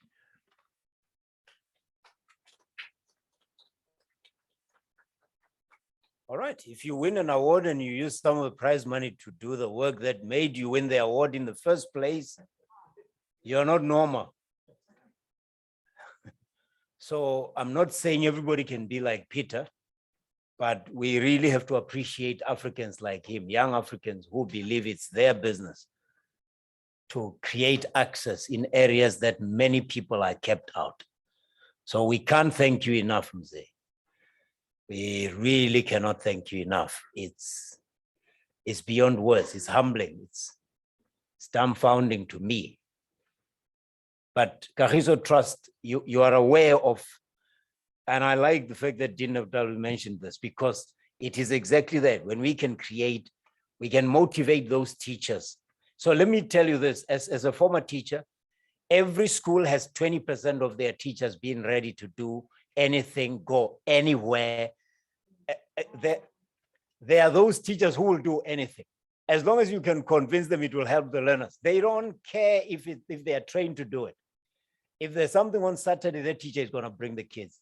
If there's something extra after school you want them to do, they will do it. They won't ask questions. Maybe if we find those, he talks about maths clubs and all those. If we find a way of creating that excitement around there, we use the pull strategy. So by profiling people who are doing things, by rewarding them and giving them the support, we might take the rest of the 80%, skim some 40% out of there and start bringing that culture slowly back into. When I went to school, there was no homework. My father never helped me do any homework. And there's the myth that parents are not helping their children do homework. That's why the kids are underperforming. That's not true. My mother never saw me do homework. She never came once. I was always on stage singing, dancing, doing. She never saw me once, let alone my father. But because it was, and they were busy working in the fields doing, but I'm saying this because it's important that we get the facts right. It's because after school, there was a study period supervised by teachers. So when you finish doing your schoolwork, you would then go do your homework under supervision at school. We were at school until around 5. And then on other days, we were playing sport. We were doing debate. We were singing in choirs. It was not about, are you good at it? You would be good at it because repetition solves a lot of problems. And right now, the schools have fenced out their school playgrounds. They have left them out. The schools have left out the extramural activities. And if I'm a teacher, I still remember that children learn best when they are playing. Then we have taken out 60% of the infrastructure, both physical and otherwise, that will help the learners to excel. Go figure. Anyway, don't get me worked up about schools. But yeah, thank you, Kagiso Trust, for making it your core business to help schools to achieve, because otherwise we are doomed, guaranteed. We're going to move to the next phase. And as I said, we didn't do very well for time. We're going to shuffle the order a bit. We're going to take 2 speakers, and then we will come back and take questions and answer. We are shuffling because of our running behind. We have a bit of problems with Faisal Mohammed, who's speaking on behalf of the Statistician General, Risenga Maluleke. He's going to be talking about how mathematics contributes to future skills and the new world of work in the 4IR era. How do we produce the next Risenga Maluleke in our current education system? He studied at the University of Limpopo, by the way, so he didn't go to a fancy university. And I'm showing you that when the basics are right, we can produce the Statistician General of a country like South Africa. So, Mr. Mohammed, please, we appreciate you joining us online. Take it away. A round of applause for Faisal Mohammed. Thank you very much, Program Director. Yes, I was going to bring in that the Statistician General obtained his BSc in Mathematical Statistics from the University of Limpopo, definitely showing that we can come from a rural area. Any child can come and reach the heights. And in fact, our Statistician General represents South Africa as the chair of the UN Committee of Experts on Big Data and Data Science for Official Statistics. I actually had to read that. That's how long the title is. But it once again goes to show just what a difference we can make. I'm going to share my presentation now. If I can just have a little bit of feedback just to tell me that everything is visible on that side. It looks okay here. Okay. Okay, so let me start by briefly giving an intro to just where StatSA falls in this and talk a bit about how we interact with mathematics and so forth. So StatSA usually plays in its narrow lane. We look at numbers, we go count people. We are currently counting, I'm wearing my census green because we are in the field counting the country as we speak, counting everybody throughout the country. And the Statistician General obviously apologizes, can't be there today, can't tell his interesting story of that rural background, using mathematics and taking that mathematics to come to the places that he has seen and achieved. But as somebody from StatSA, I want to tell the story of the organization and the data we produce to talk to mathematics. So we stay in our lane. You can see that we do surveys and censuses. And obviously the people often ask us, well, tell us, you know about the numbers, you know about the issues facing the education system. Why is it that we then have these issues? And as StatSA, we usually say, we don't have taste buds. We give you the numbers and we leave it up to policy analysts and others to go out there and say, this is what those numbers mean. However, in an era of COVID, in an era where the fourth industrial revolution is changing the landscape, and we have seen that ourselves, that we are going out using tablets, changing our process to digital first, changing the way that we work to recognize that the world is different. The world is very much different, and mathematics and the understanding of mathematics plays a core part in facilitating the change and transition to this new world. In our own organization, we have gone to computer-aided personal interviews, no longer using paper. Everything is instantaneous, real time. Now we need people to understand that real-time flow of information, understand with some analytical background. Obviously, statisticians and mathematicians share a very strong common background, but they are different. And we also have to look at things that are changing and how our world is changing. So no longer can we just go out there and ask. We have to take the information that's coming from a variety of sources, from the mobile phones pretty much everyone has in their hands that's tracking your location. Can we use that to understand migration? From satellite imagery, from scanner data. So instead of going to check prices manually, every time something is scanned in, using that big data. And as we said, we are chair of the UN Official Statistics Big Data Group. We are chair and understanding how to use that big data. So not only do we ourselves as an organization have to adopt fourth industrial revolution principles in our work, but we have to measure the impact on a society that may not be ready for the fourth industrial revolution. I'll come and I'll explain my reasons for that.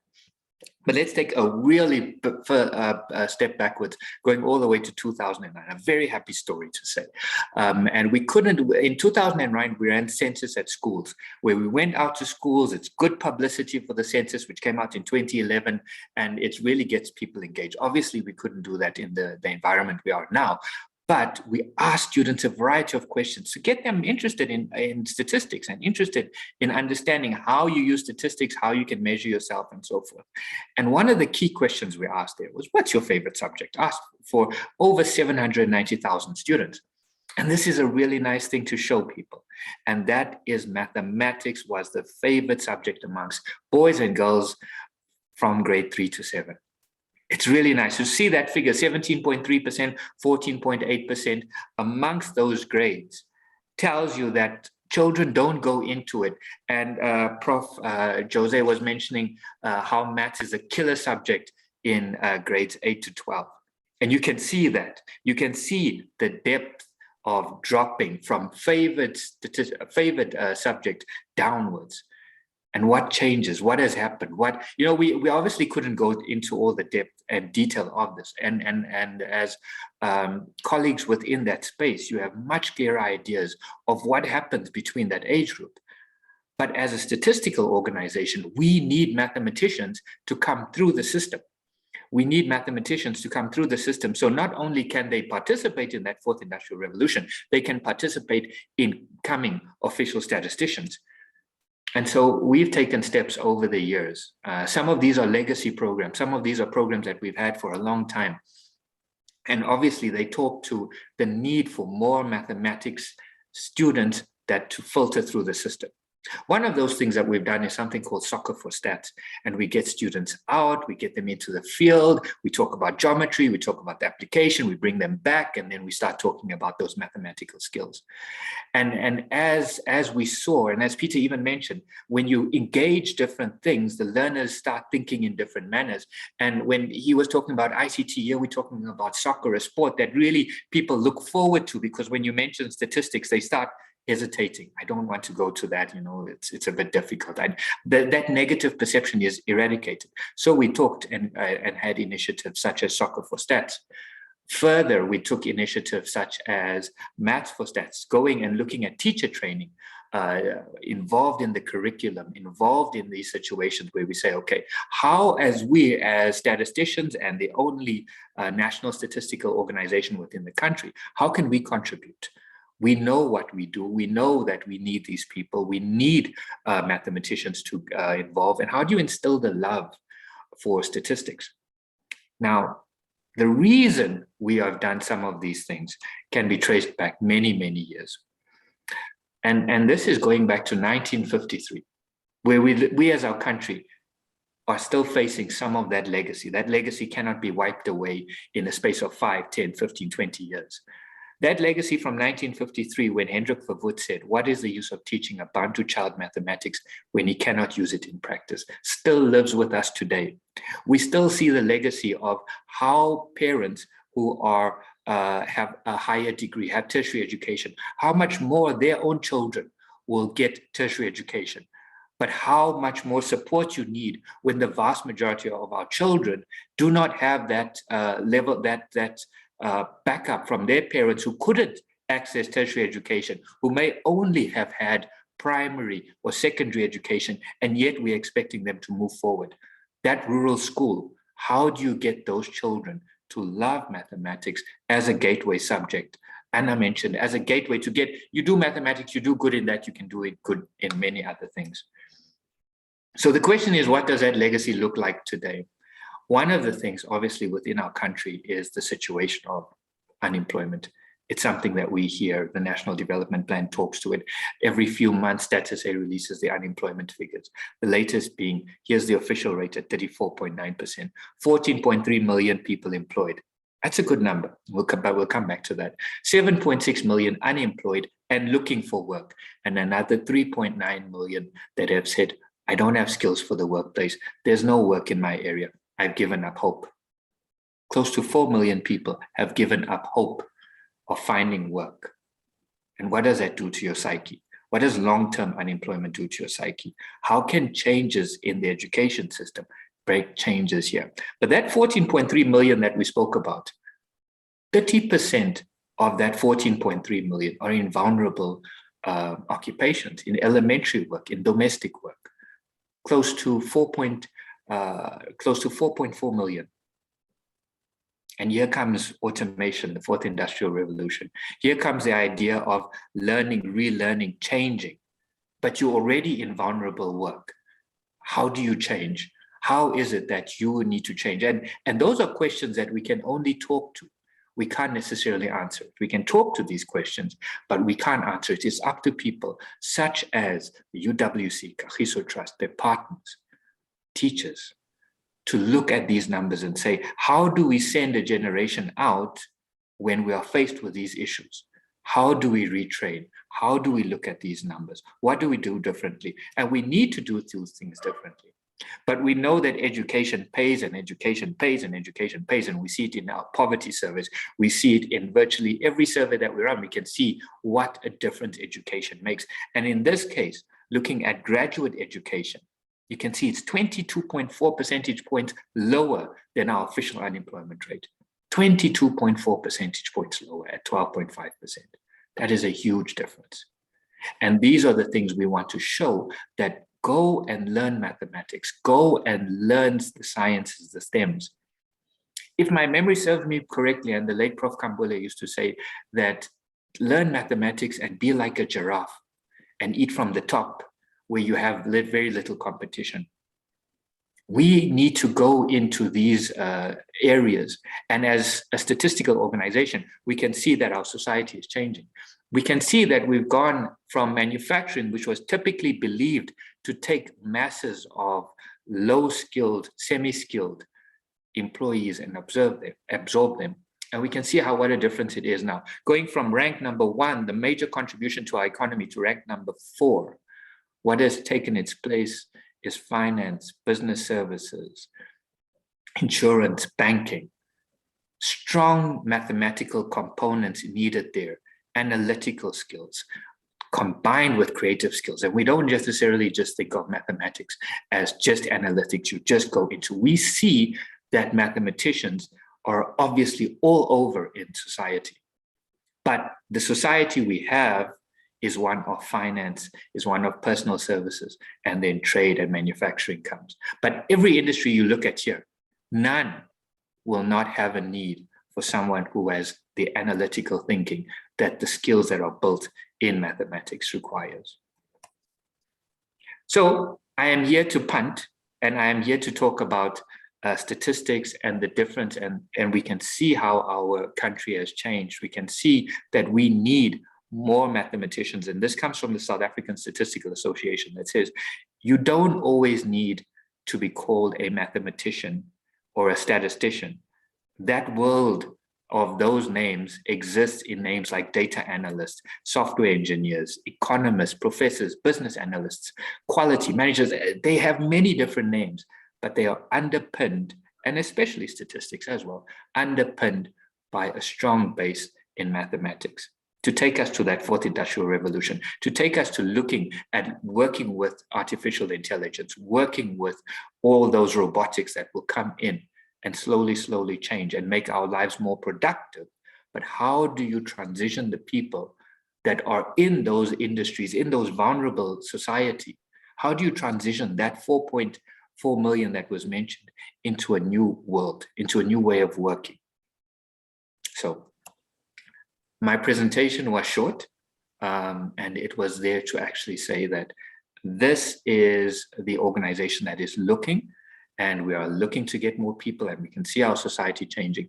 And we thank the opportunity also to look at and provide some information about our role in the mathematical endeavors. Thank you very much from my side.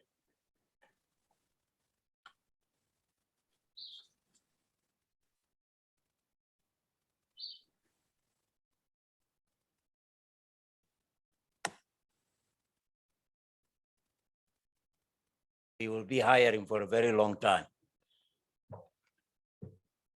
And all of us are living with a young person who's unemployed somewhere.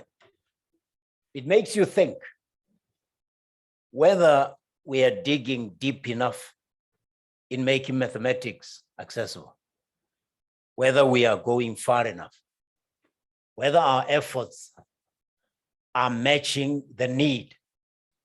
You know, if you have to move this building, you move the building the size of the University of the Western Cape, you can't hire 4 people my size and say push. And sometimes I look at the efforts we're putting into making mathematics accessible and think they are well-meaning, and some of them are actually effective. But if we are mathematicians then, or we are in the mathematical sphere, then maybe let's talk scale as well. And ask ourselves what it will take to scale this. What it would require. Let's have a vision. Let's be imaginary thinkers. where are the teachers who have just left the teaching profession who now understand they should have taken mathematics seriously? Just think about it. They listen to somebody like Anna Christina Creel and they think, actually, she is right. Mathematics is not difficult. It simply requires a certain level of discipline. But I'm still 65, which means if I go by the life expectancy, another work of mathematicians, I can live until I'm 90. And if there's a shortage of mathematics teachers and skills with mathematics, then I could earn an income and make a contribution to the national fiscus. Therefore, I won't need any pension. Not only will I not need any pension, I'll contribute more to the fiscus in the form of tax. I'll contribute more in the form of VAT because I'll be having money to spend on goods and services. I'll be contributing to pay as you earn. I'll be contributing to a whole lot more, creating other jobs, but most of all, creating other people with skills. How about people like Peter? Are we taking them seriously enough? If we understand how much they have done and they continue to do, are we taking them seriously? And I say we, you know, you preach to the converted, or I'm preaching to the converted, which is Kagiso Trust. But Kagiso Trust is a microcosm of society, which means by being the key tenant in this real estate of improving mathematics and making it affordable, it could draw a whole lot of other peers that will want to get involved and take us to the level where we can scale this up.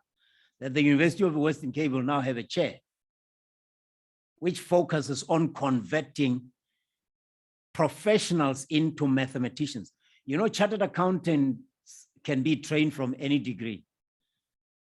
I know the UCT doesn't mind taking somebody qualified in, they put them in a program, that goes up to 11 p.m. every day. These are adults who realize I should have been a chartered accountant, but I don't have time to go and do BCom accounting and CTA. So I'm going to run a they convert people with BCom into chartered accountants by putting them on a program, highly intensive. They put them on they go up to 11 p.m. That's what happens when you've realized the scale of the problem. So I'm just putting it out there. I'm putting it out there. What would happen if we scaled our interventions up?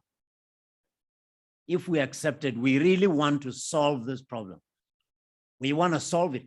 We don't want to do best practice and demonstrate that it can be done. No, we want to solve it. We want to eliminate it. Now, John Lennon said, you may think I'm a dreamer, but I'm not the only one. People are sitting there secretly wishing we could actually solve this problem. Maybe you join us and the world will be as one, but behind a cause that will change the course of history.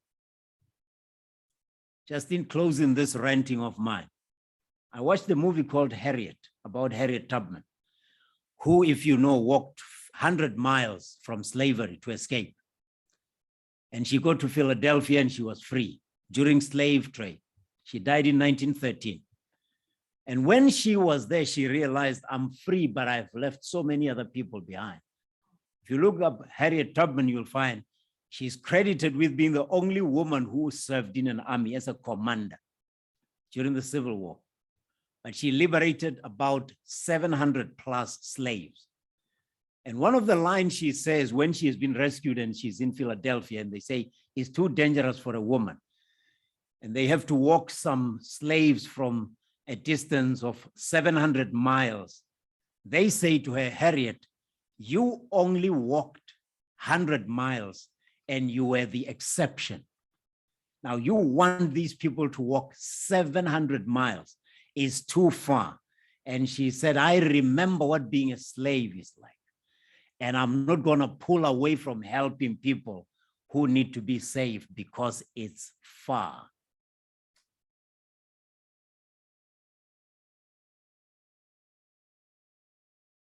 Maybe we should look at this problem and understand how big it is and start lobbying to get the effort that matches the problem in size.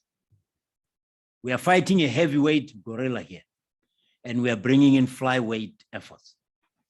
Flyweight, they are good efforts, but they just won't knock out the gorilla. We need to knock it out, not tickle it. Right now, most interventions amount to tickling the problem. So it's laughing.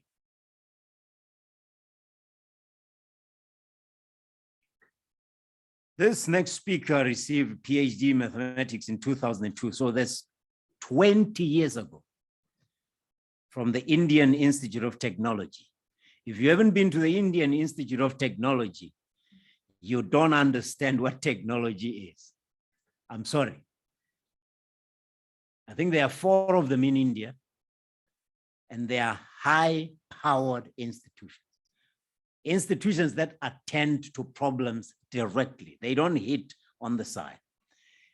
He visited the universities of Tübingen in Germany, Pretoria, South Africa, and for his postdoctoral studies, he subsequently joined the University of Western Cape in 2006 as a senior lecturer, where he's currently a senior professor of mathematics, head of department, and deputy dean postgraduate studies. This is none other than the man who's going to speak to us about bifurcation and chaos. We create a dichotomy in sciences now, bifurcating and chaos in a matriculant's career path. It's none other than Professor Kailash Patidar, senior professor and head of Department of Mathematics and Applied Mathematics at the University of the Western Cape. After this, we're going to take questions. And if you're streaming online with us, we want to see your face. We want to hear your voice. So get ready to speak to us on the screen. Don't type questions, raise your hand. We will know you have a point to make, and we'll bring you live into the symposium. We can't? Okay, I was told we can. Okay. Okay, you see, we're introducing chaos into the discussion. That's a teaching aid. We were just running a sample. Thank you. Thank you, sir.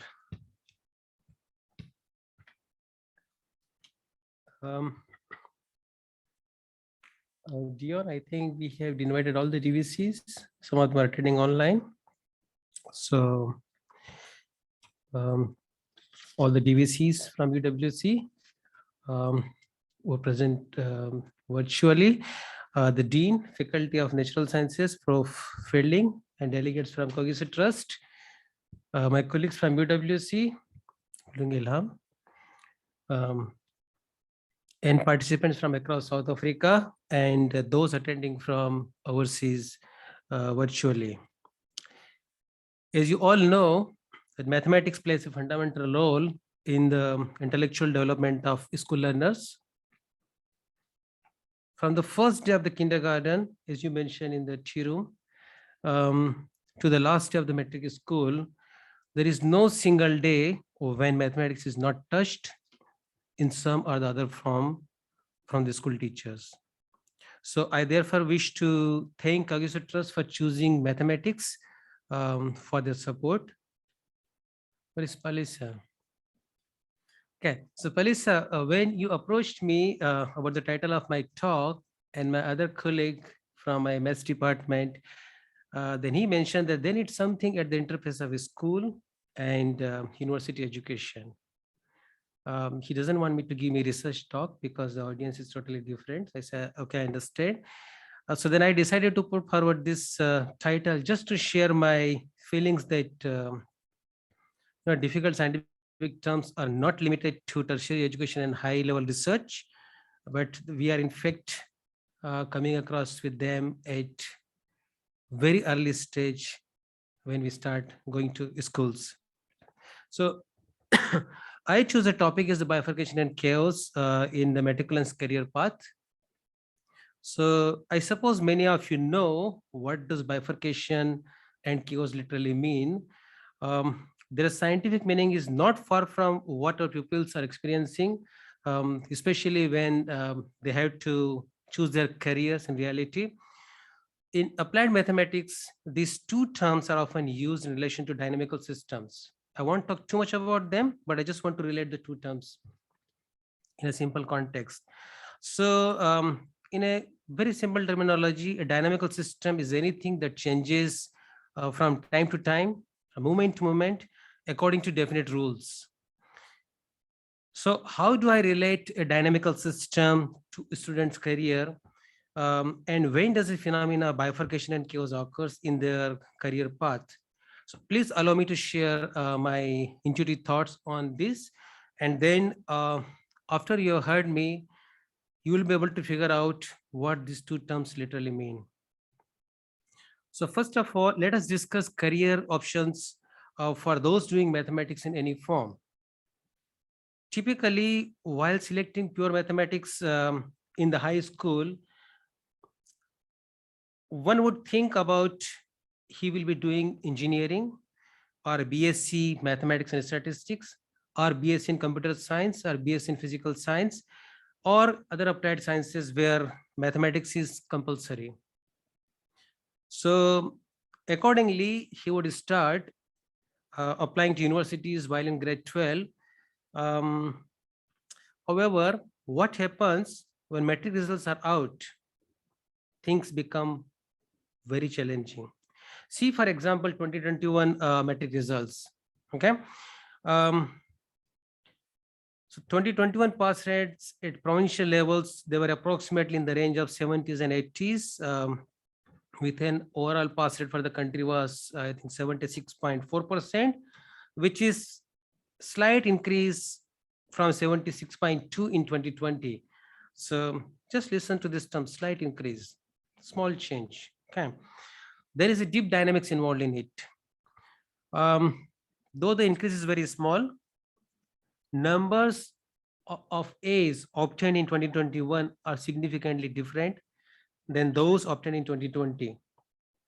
So a small change in initial value can give us a totally different dynamics, something that we often see in the chaos theory. My applied mathematician friends, they will back me up on this. Very small change can give you totally different dynamics. So some people have no idea of the challenge that the institutions are facing when number of A's this year the students have obtained, and when they're trying to enroll to the university. But my dean can share his observations on it. We're sitting with some challenges as well at our university. And it's precisely because of two past years, performance of students and the challenges that we had nationally. But I don't think that any other institutions, they face similar challenges 2 years ago when the pass rate was about 81%. Now the pass rate is low, challenges are a bit higher, and it's totally opposite to what we would have otherwise expected in terms of enrolling them at the tertiary institutions. Anyways, let the situation be what it is right now. What comes next is about the selection of programs. So I'm talking in context of the pupils for the high school when they sit with these challenges. So let me speak about it in UWC's context. Okay. From the program choices that I mentioned earlier, let me share my observations on just one program, BSc Mathematics and Statistics, that we offer at UWC. When we have open days, our representative from UWC, our chair of Media and Marketing Committee, he would go and tell to the prospective learners that, and the students who wish to join UWC, that the qualifications obtained in any of these fields will open doors for multiple lucrative careers in science, industry, finance, data science, and many other occupations where these skills are in high demand. Then coming to application time. So that was the open day. Now it's coming the application time closer to August, September, maybe a little bit earlier. A typical student whose marks are appropriate for BSc Maths and Stat feel encouraged to select this stream, and he may get accepted into it. Okay. Now, when he starts registering, he sits with the next set of high-level thoughts that And now these are the people who are sitting at the registration desk and advising him what are the options available to him. And then the child starts thinking, okay, so if I do hardcore mathematics, then that will help me understand natural phenomena on Earth and in space, develop new technologies, and grasp the intricacies of the financial world, and so on and so on. Whereas if I do something in statistics and data science, then maybe that will be the ideal tool for me in industry, government, banking, agriculture, economics, and so on, as Faisal has mentioned just a few minutes ago. So now the student starts getting confused. This is when the idea starts bifurcating. While there is no option to change the core modules from the choices that we provide, a good student sits with multiple options when it comes to selecting the elective modules. Okay, because now he's given various possible combinations available. You do this, maybe you can go to computer science. You do this, maybe you can go to physics in the second year, or you can change the stream, and then there are other options are coming on your way. So he starts feeling like if he's not extremely careful, he's leading to a chaotic scenario ahead. Okay. By the way, the scientific theory tells that the chaotic dynamics is sensitive to initial conditions. So that is at each point in a chaotic system, you know, these 2 points are arbitrarily closely approximated by other points that have significantly different future paths or the trajectories. So 2 points are very close. Somebody says, you take this subject or the other subject, it should be fine. But you do not know that they're leading to totally different path if you advance your studies in those particular subjects later on. So basically same applies to the student's career.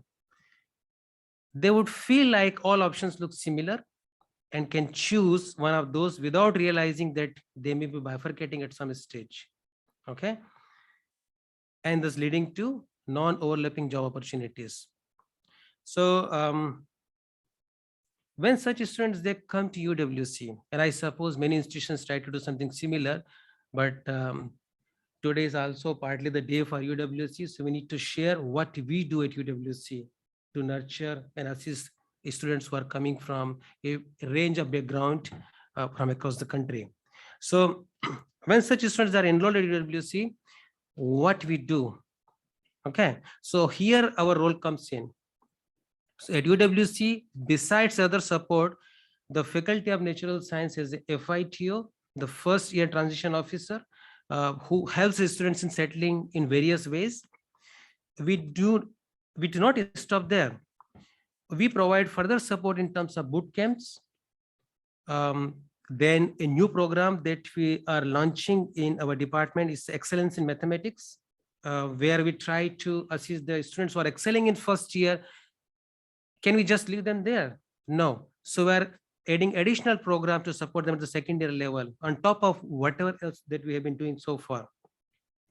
Then coming to third year, we got additional boot camps that we introduced this year. Going to honors and onwards, we have DVC Research and Innovation, who just opened the presentation. She's providing extra support. So we're providing attraction bursaries to train and retain these students in the system, so that we can provide them more solid foundation. Because I believe that if you are known to a teacher who taught you well, probably you will benefit more rather than you just losing the teacher and getting new friends elsewhere. Okay, so we do provide attraction bursaries to retain some of them. And then various other things that every year, year after the year, until the student is at UWC, we try to provide. So, and then with regards to the involvement of our department, so there is some support coming from faculty at various times. But then with regards to the involvement of our department, you will learn more from my colleagues about our community engagement drive, through which how we adopt the schools. We have teachers enrichment course. We got the support from the SEMU, which is the Student Enrollment and Management Unit. So how do they help us in reaching the community and the schools around the Cape region? And then we got the Math Club that we launched in 2019. This is the 3rd anniversary that we are celebrating today. And it's various activities. My colleague will talk more about it. And then we also have, every year we host, we also participate in the SATMO, which is South African Tertiary Mathematics Olympiad. So at UWC also some students that do participate, and we are going to honor some of them. So my colleague from Maths department is here to announce those names. So anyway, so there are many activities that which are also supported by the Maths department.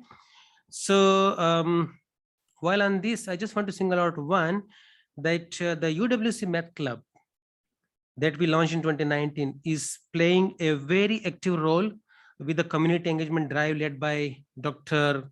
Maku Vyamvera. She's sitting there. Maku, can you show hands? Yes, she's there.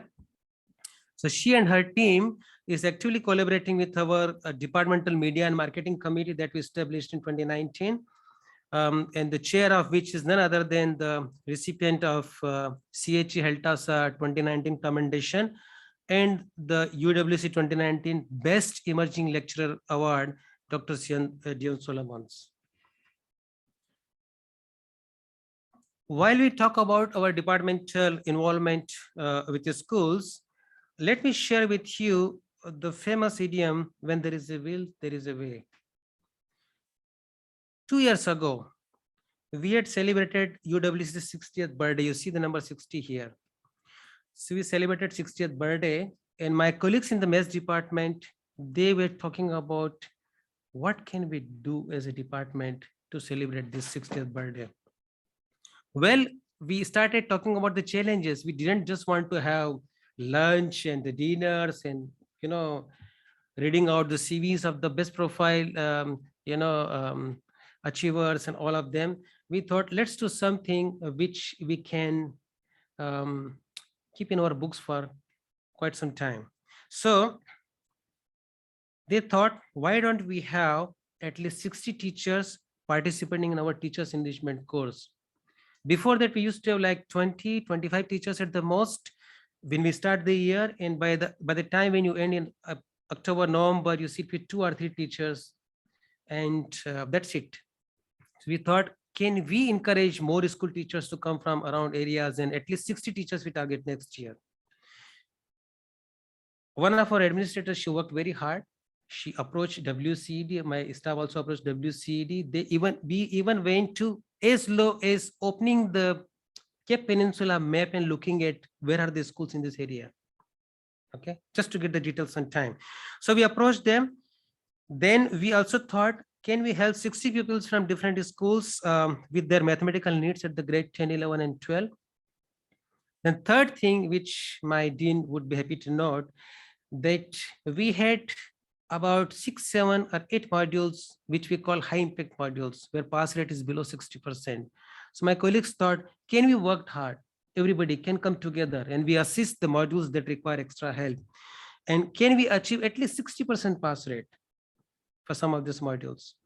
So these 3 big challenges that we had in mind, my staff worked with WCD and managed to have participation of more than 100 teachers from various schools in the Cape region in 2020. So you can imagine, from 20 or 30 teachers, we moved to 100 teachers just in 1 year.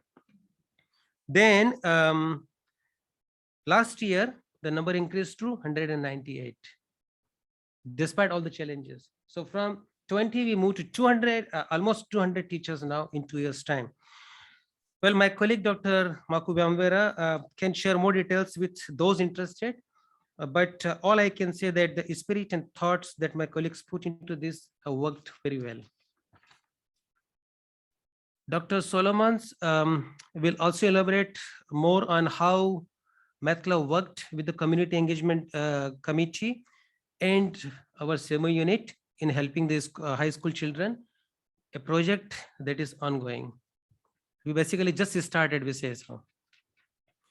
Then we channel more energies towards high impact modules, and we achieve the 3rd goal as well. So as of now, none of our modules have pass rates below 60% in 2020, Mr. Dean. Same this year. And in fact, MET 105 was one of the notice subject where we used to have below 40%. So we have one colleague from Zimbabwe. He really worked very hard for 2 years, and he managed to bring the pass rate closer to 60% and above. And then I think Dr. Vashukli joined, expert in the ICT. So he also gave extra hand. So I think in 2020, we have passed it out 73%. Am I correct? Yeah. And last year as well, we are well above 70%. So well done to MET 105 team. I cannot stop sharing the output of hard work of many of my colleagues, but thought to mention some of these achievements just to show that how they are related to students' career path. While we are talking about the high school children, you know that a struggling student with appropriate help at the right time may start scoring good marks, and that can change his career path significantly.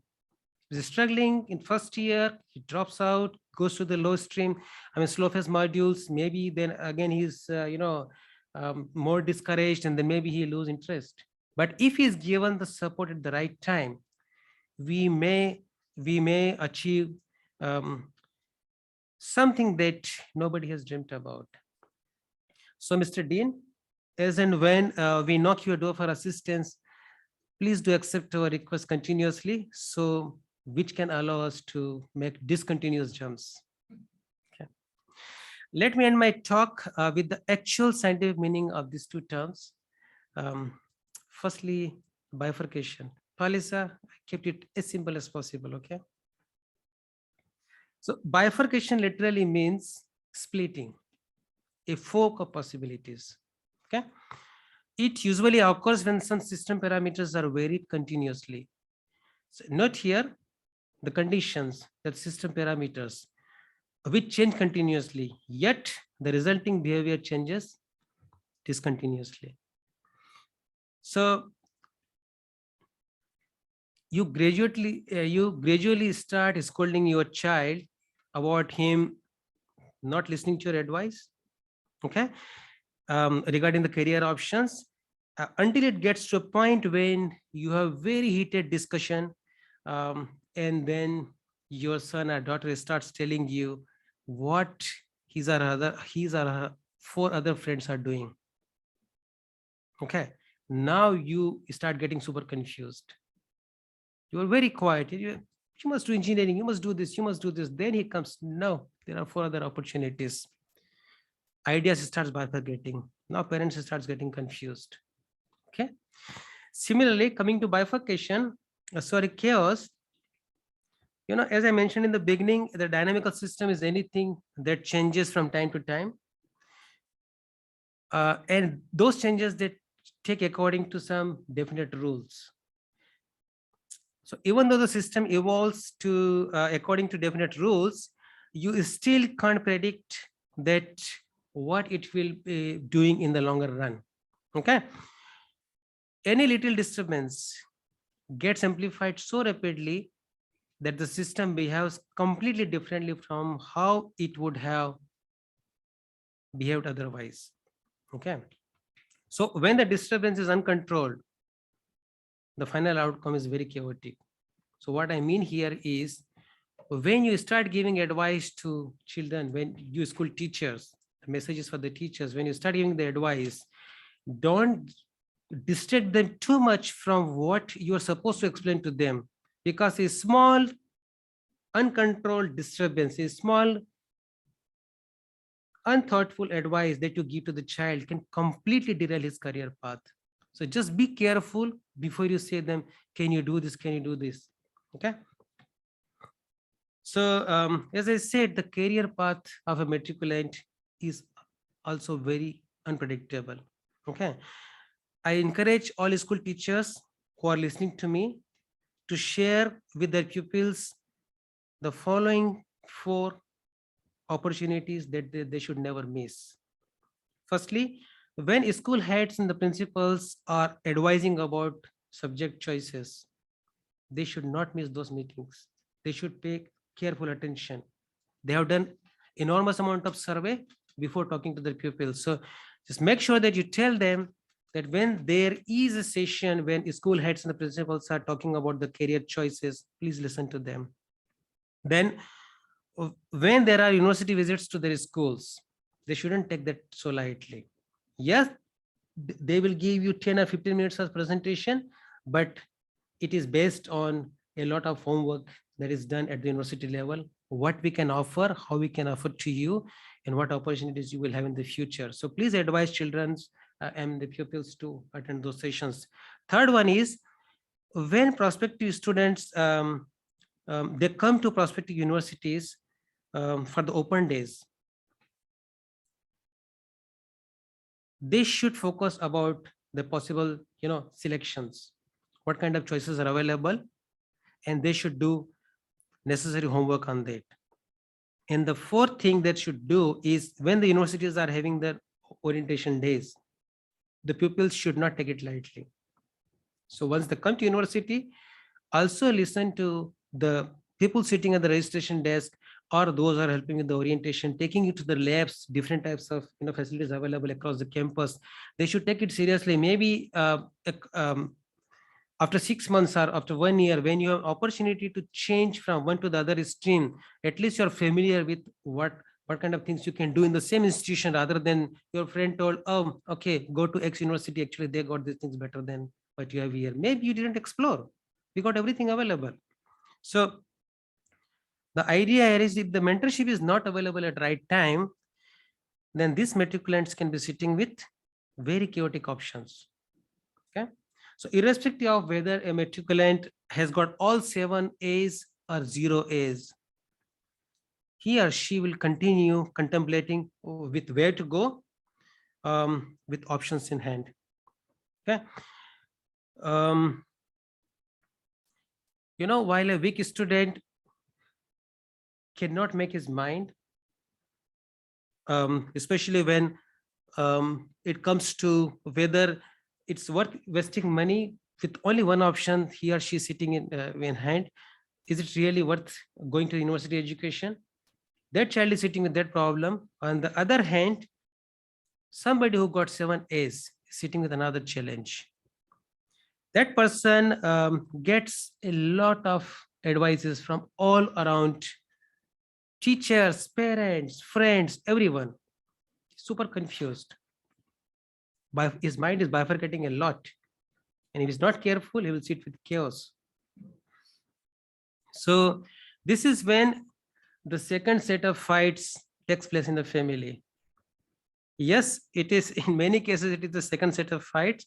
And how you reach to that level. So let me just share something before I close my talk. Many of you got small children, so you will understand me well. When you have a child who is 1 year old, the first thing that you teach to that child is how to walk and how to talk. Okay. When that child becomes 5 year old, then you say, shut up, sit down.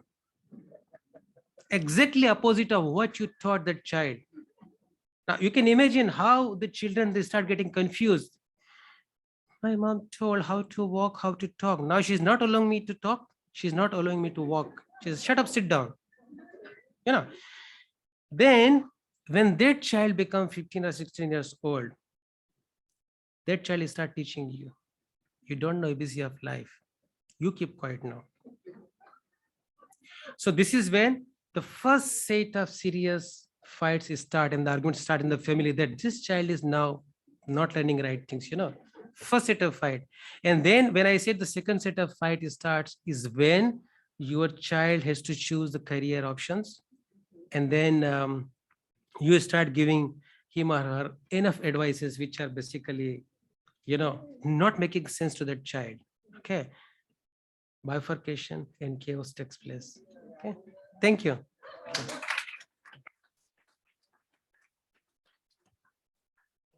Please stay there. Please stay there. You just right on my brother. Because yeah. Thank you. I'll be out of sight. I want the people online to see you, to continue to see you, because we have Faisal online. Am I right? Is he still available? Or no? Yeah, he'll still be available. So we have I mean, this, if you are not offended, you have missed the point. If you are not ashamed, you have missed the point. If you don't have any regret in you, you have missed the point.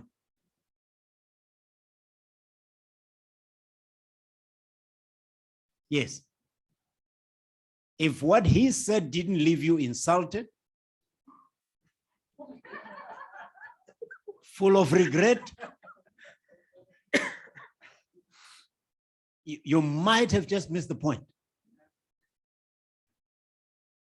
And if you are in the habit of missing the point when you are in education, you are the bigger chaos agent than anything else. But we are here to talk. I've had all those fights already, so it's too late for me. And by the way, one of the fights involved taking mathematics literacy or taking mathematics. And you can imagine I lost it. And now I'm paying the price for the wrong choice. That's cool. I can take it. All right, let's have questions. Prof, thank you very much. I really wish everybody has heard your points. And I mean, when mentorship is not available at the right time in the right quantity and with the same level of consistency, chaos results. The difference between becoming a prisoner and probably doing time, you and I come from the 80s, you know, if you were not there at the South African Council of Churches when we came in, some of us could have been killed. Easy. The difference between making it and not making it is what Al Pacino in Any Given Sunday called a game of inches. The difference between losing and winning is an inch sometimes. So let's just remember that. It's the game of inches. And he says he's the man who's willing to die who's going to win that inch. Obviously, today we are talking the human being. The woman could be the one willing to die who will get that inch. If you're not willing to die for an inch in the battle of making a difference, you don't count. Anyway, questions? Online, please identify yourself. Raise your hand. I'll be made aware of. I think we might have, and when you do speak, tell us the organization you represent. Tapelo Pizzo asks, does Stats SA and Kagiso Trust sponsor community mathematics projects? That's the first question.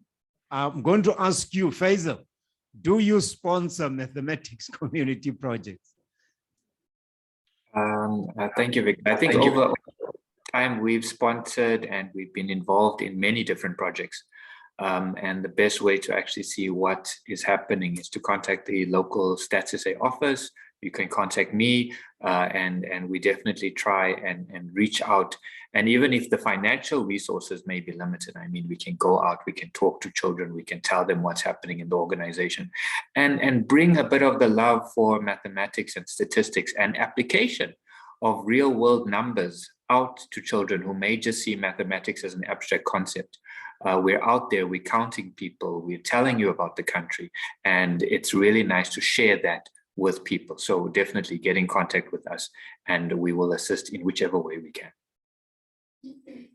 Thank you. Do you sponsor this, Lynn Goodman? Graham Julius, I'm coming to you, but Lynn Goodman says, do you sponsor PhD students in mathematics? And Tabelo, please raise your, we want to see your face, Tabelo, but it's fine if you'd rather remain in the, do you sponsor PhD students, Faisal, in mathematics? We have a bursary program. I can't tell you exactly now how that is, but I know in the past we had a bursary program. We had interns coming in from our bursary program. I myself had a few coming and learning from that program. And so definitely StatusA does have that. And once again, it is just please get in contact and I can direct it to the correct people to see if we still have and if that intake is still open. Thank you, Faisal. Graham, Julius, unmute yourself, please, and ask your question or make your point. Oh, Graham is not. Also, are we going with Anthony Joseph or Kirsten Jordan or Angeline Dakan? Pardon? Tapelo, you ready to show your face, please? We've missed you, man.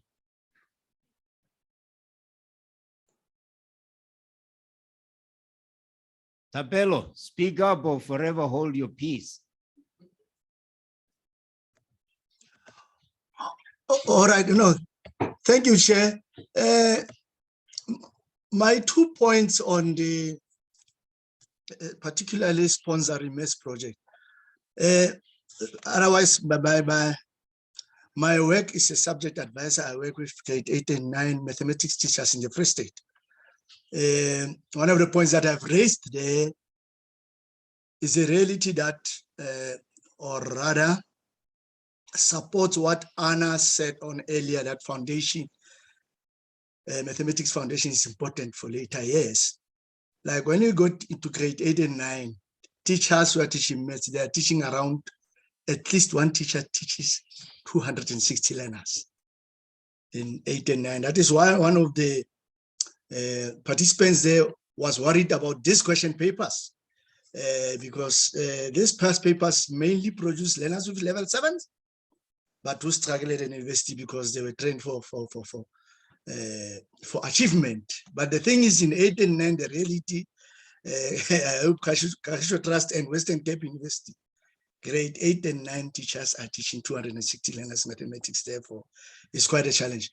Now, on the question of sponsorship, I'm involved in a program, project of, it's called vele.co.za, where we do free online tutoring for grade 8 to 12 learners, but normally is volunteering and whoever is there is volunteering. So we are also asking university students who want to volunteer, but of course, sometimes they need some sort of, reinvestment, but basically it's volunteering.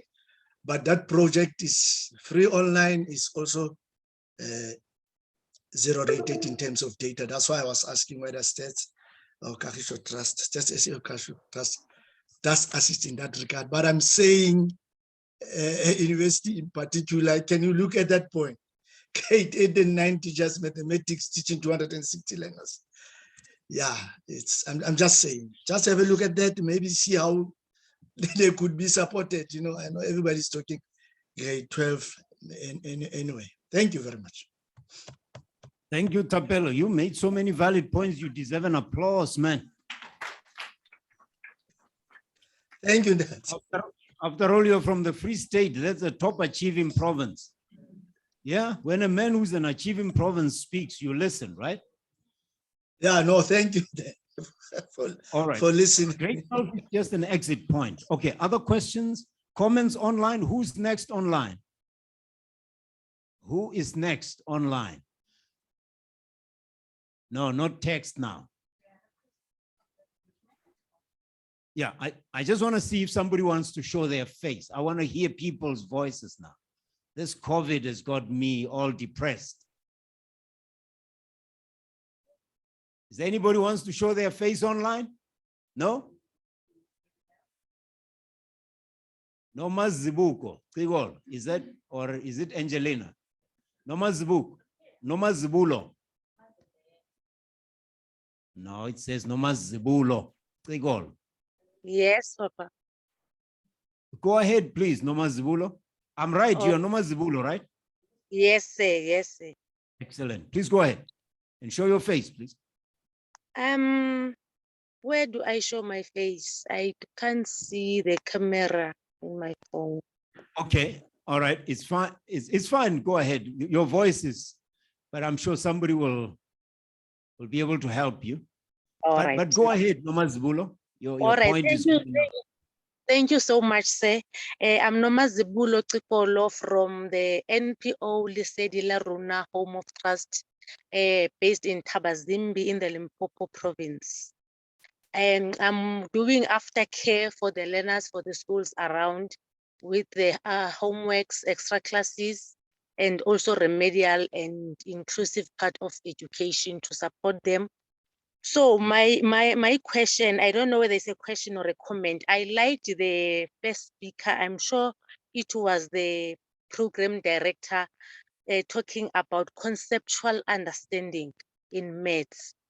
So I think we as the maths people, the policymakers, we need to consider a conceptual understanding in maths from the foundation phase, because I've noticed that learners from grade 8 and 9 at the high school, they become frustrated with solve for X.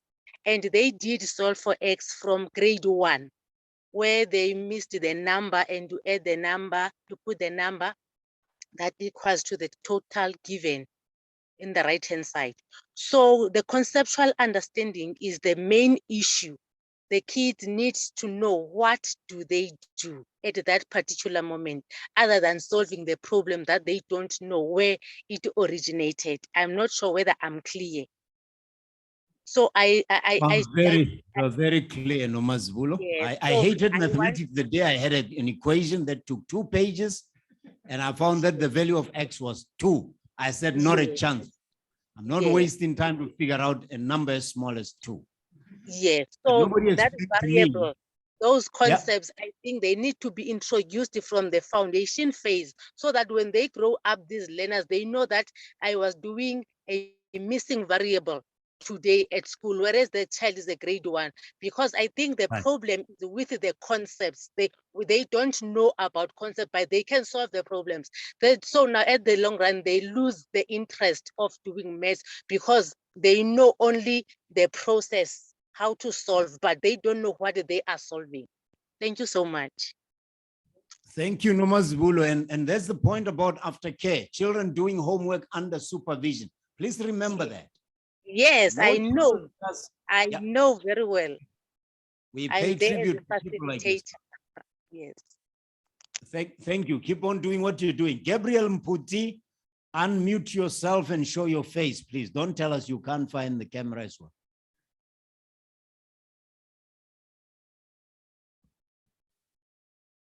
Gabriel Mputi.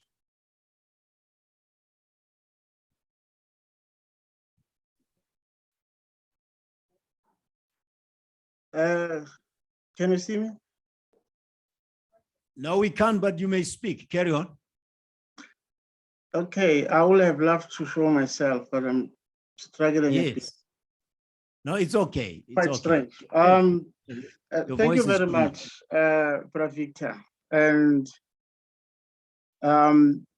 also to people who are attending there.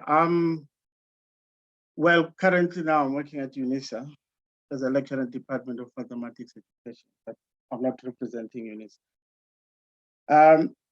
I was a bit touched by the presenters, and also, in particular by the last comments by Mr. Pizzo, if I may be there, in terms of what our students or learners actually who emerge from high school, who might have mastered, the question papers, and going to the university and struggled there.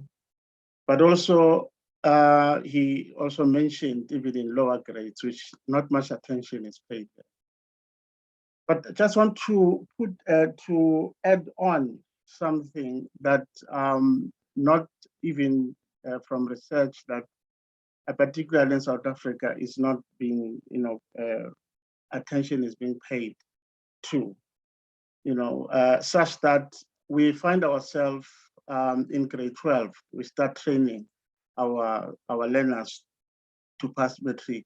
Whereas if our teaching and learning was quite, as the previous speakers mentioned, conceptual understanding, we could have let those learners actually, succeed through.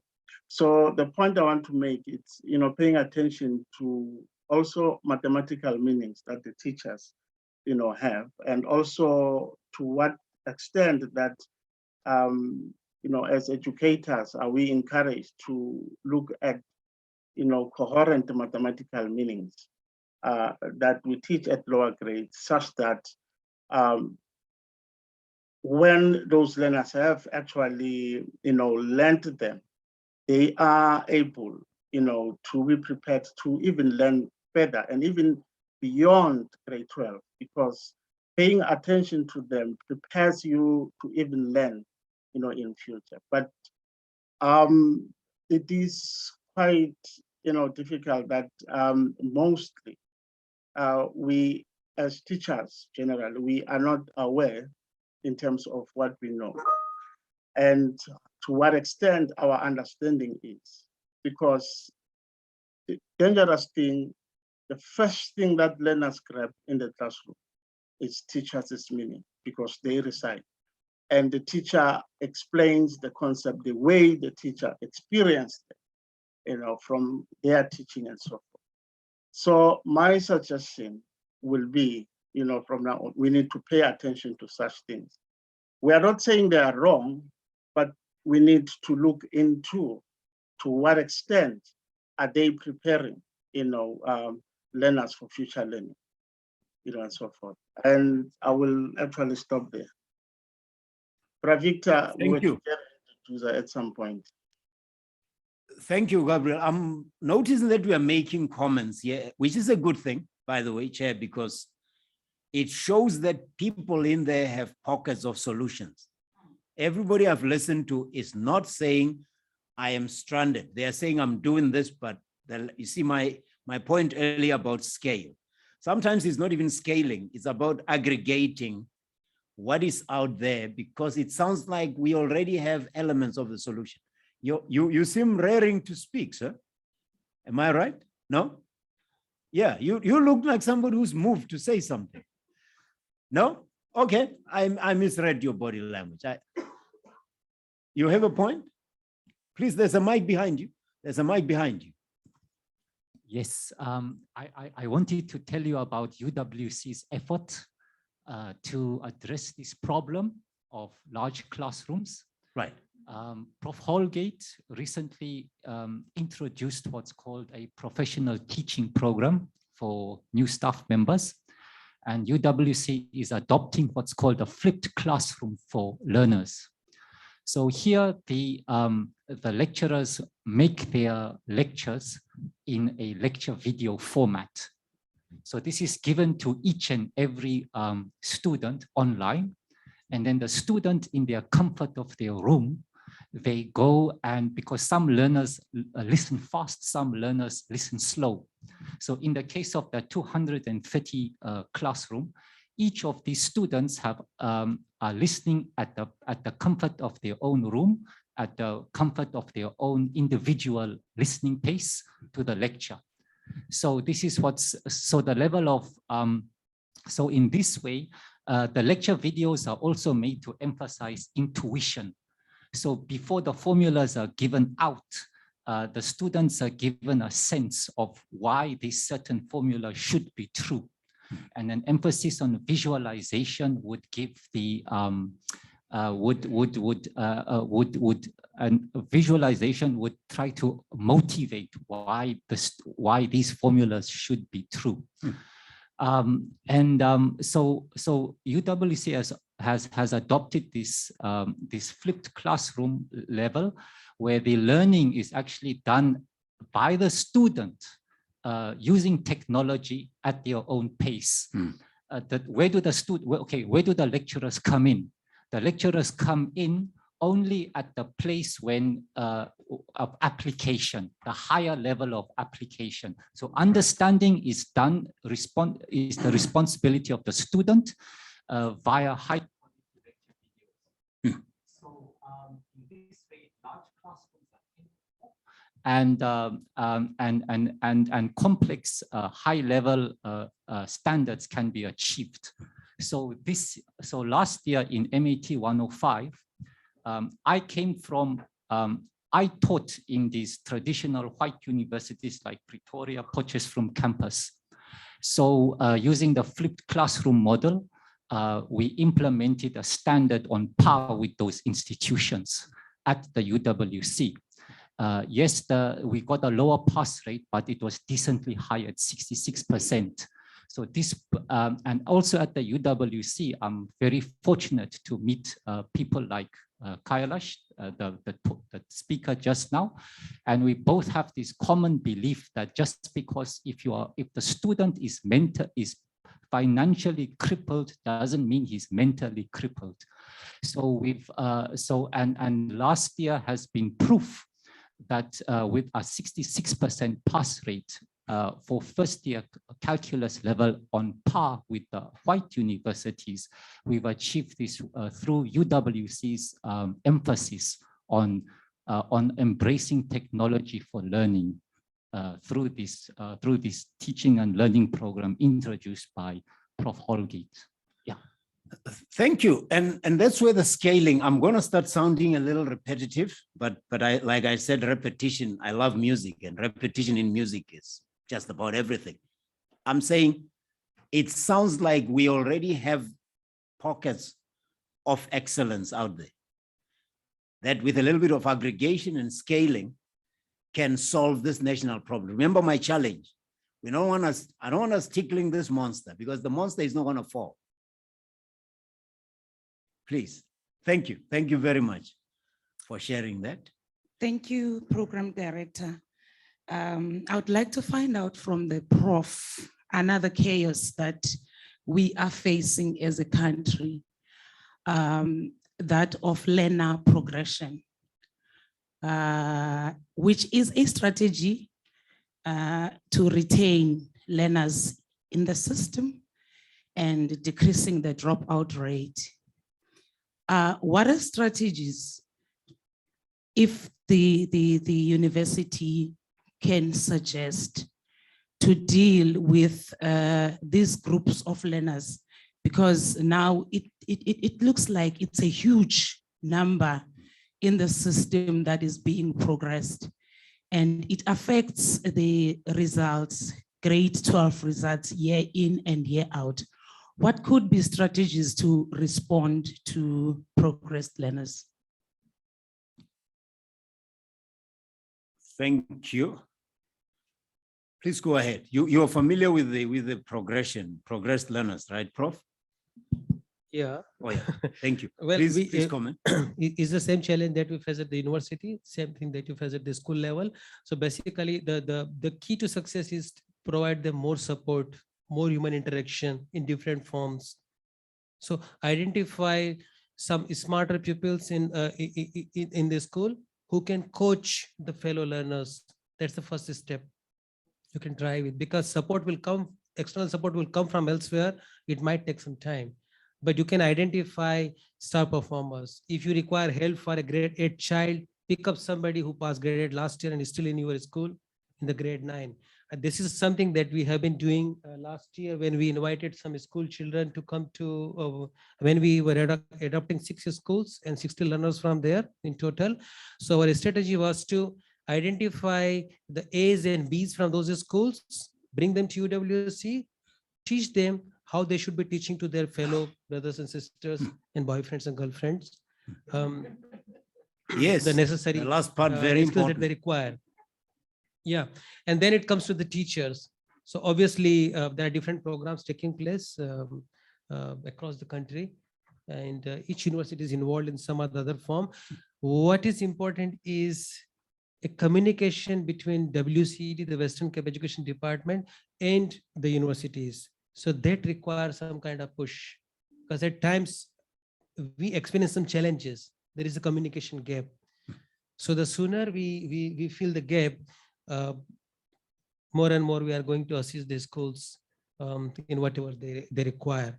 Because it's not, I mean, it's not like you teach them and they excel, they got A's, but are they learning the right thing that we require at the university? That is the transition phase. And that can only be addressed when the school teachers, they are talking to university lecturers in appropriate times. All right, thank you very much. We retain them, yes, but let's then process them, not just retain them for the sake of saying we have a low dropout rate. Is anybody online?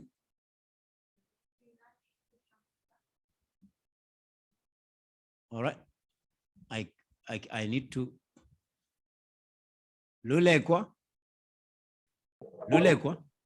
Yes, sir. Please go ahead. Show your face, please.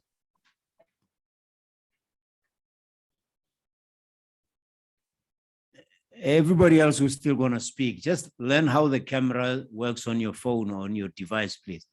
We are feeling lonely out here. We're hearing voices. We thought we're hearing voices. Go ahead, please, Lulekwa.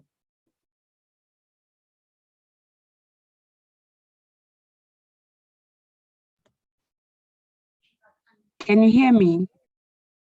We can, Lulekwa. Yeah. Okay, Go thank ahead. you. Thank you. Yeah, I would like to make a comment. I want to appreciate all the presentations that have been made from States SA and the winners of the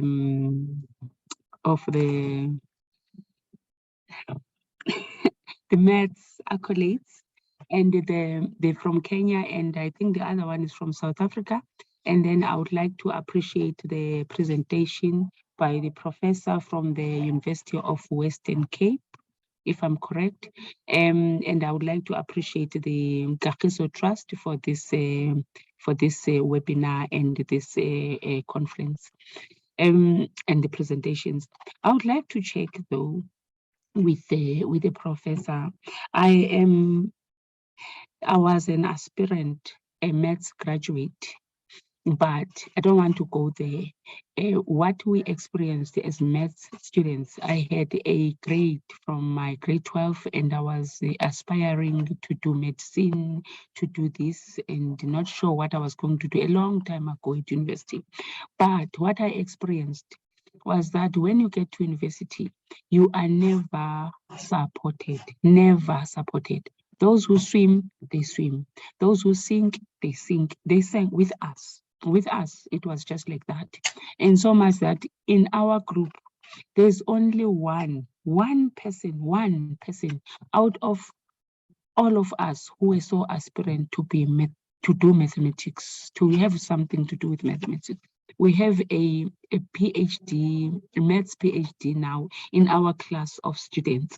My question when I look at Dr. Matutu, who is now at NRF, I always think, is it true that in all that group of excited students, was it only her who had this propensity, who had this liking for mathematics, who could succeed? And I don't think so. So my question to the professor, yes, they are doing work for the community to support the lower grades, but that is basic education work that we'll appreciate that universities are coming on board and supporting that. I would like to know what is the university doing to make sure, in fact, is that informed, the support that they are giving, is it informed by any research that they've done to understand what are the gaps? What is the problem with the students that they get from Mathematics 1? What is not happening and where is that gap happening? What is the problem? What is the mischief that is going on that makes us students not to have the level of mathematics when they get to university? When they are at university, what are the efforts that the university is doing to revive that excitement that the States SA showed, that when students are in foundation phase, they are excited about mathematics, which dies. And I don't think I have a problem with understanding that. Our teachers are not excited with mathematics. And that excitement died in me. I saw it die when I was at university. I saw that excitement die. I still went because I loved mathematics. Because I did maths 1 and I passed it very well. I still went to school and taught mathematics, and my students still love me today. They appreciate what I did. And I think something was lost somewhere when I was at university, because I reckon when I went to school and I realized that the teacher who was teaching mathematics, I could do better. He had only done mathematics at college, and there were concepts that I had learned, like integrals, limits, and this and that, that were not done in the college. I took that on. I taught. The results improved in the school, and I was excited. I'm still excited in improving mathematics today, but that excitement died when I was at university. I could not go to second year. What are they doing? What are universities doing to make sure that there's excellence, there's filling in of gaps in the students that come for university study? Because I know there's integrals in that, there's limits in that. There is there's still algebra, there's still geometry, there's still this and that is done in high school. That can be picked up from there. Point number 2. Can I quickly? Yeah, I would please, like to just check wrap the it up. research. Yes, the research element. What is the research, the monitoring and evaluation element of these initiatives? Because it would be exciting to know, so that growth, we know how much that is growing. I know it started in 2019. Maybe it could be added now, because maybe nothing much has happened between then and now. I'm proposing that there is an M&E element, a report that is going to show the impact of these initiatives that are really appreciated, that are really welcome, and really we know that they are going to cause a lot of impact in those students, in those foundation phase. I'm sorry, in those students that are being supported in the area. Thank you so much, Program Director. Over to you. Thank you. Thank you, Lulek. Prof, would you like to share just the research that you may use that mic, the research that goes into. Well, so the problem that she's asking here is not unknown to us. We picked it up on several occasions. So what she's asking, what university is doing. Let me share one example with you. So, all right, Lulek, mute your phone. You can see your conversation. What is the name of that company? Yes, I'm no. I mean your company. Okay, Luleko, can we meet Luleko? Thank you. So, Luleko, what we did at UWC, when we picked up this problem, especially when we had high failure rate in the first year and then the second year module, and then like you have mentioned that you got only one of your colleague could do the obtain the PhD, and none of the other guys could go further than maybe a BSc or honors or so. So when we picked up at university, what's happening in our typical like UWC system here, when we don't have enough honors students in mathematics, and so not enough students at third year level. So why? Because we don't have enough students at second year level. So we started looking at vertically. What is the problem? Then a group of my fellow colleagues from S department, Professor Holgate was part of the team, and there was support from the faculty office. It's Dr. Konana, she was also part of the team, Dr. Solomons, and they started a maths turnaround project. So they targeted a group of first year students who passed first year and then come to second year. But then there was a module that at secondary level for which the pass rate in a particular year was 27%. They called this students on every Saturdays for long hours from 9 to 2 o'clock, 3 o'clock for extra sessions at UWC. At that time, we had face-to-face meetings. There was no lockdown. So in terms of the support, a team of my colleagues, they tried. They gave them extra mentoring support. And the pass rate, when she's asking about what was the outcome, so the pass rate from 27%, it went in that year to 72%. Exactly opposite. That's why we call it mass turnaround. And I suppose my colleague is going to speak more on that.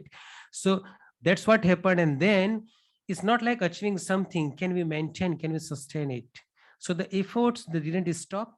Faculty office was supporting.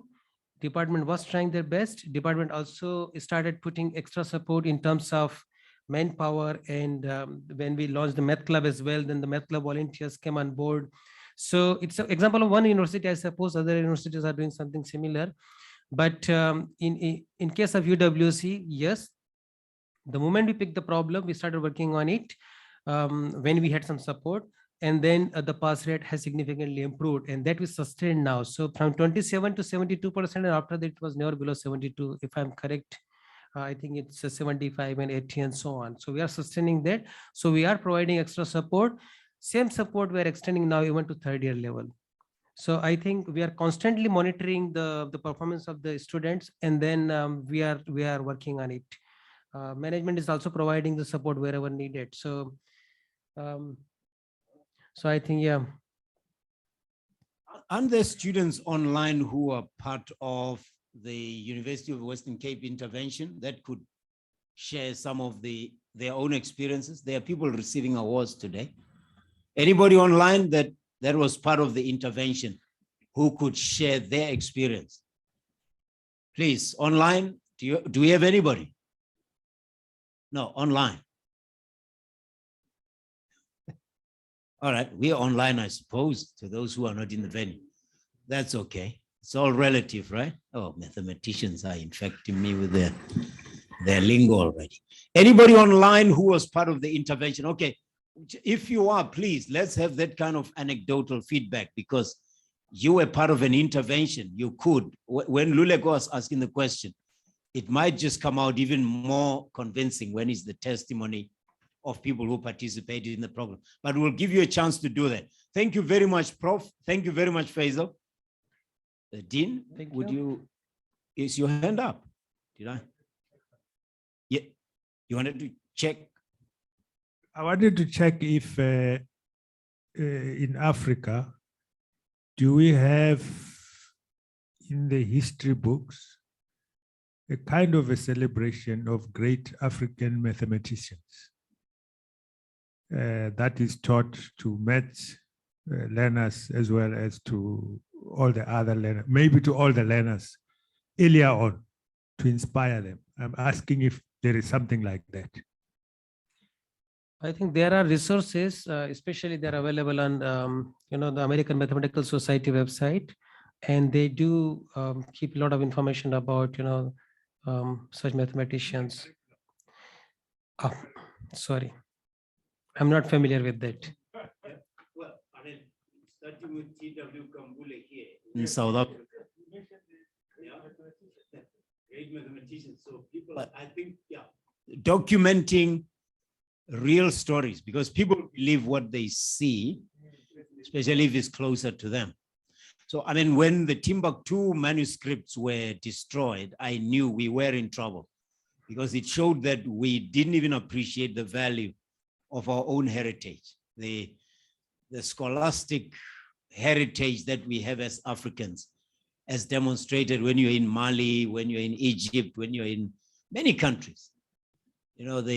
And every time somebody is late and we say that's African time, sorry, I want to throw up, because Africans have kept time better than most nationalities. And to suggest that the inability to keep time is an African sickness is sick.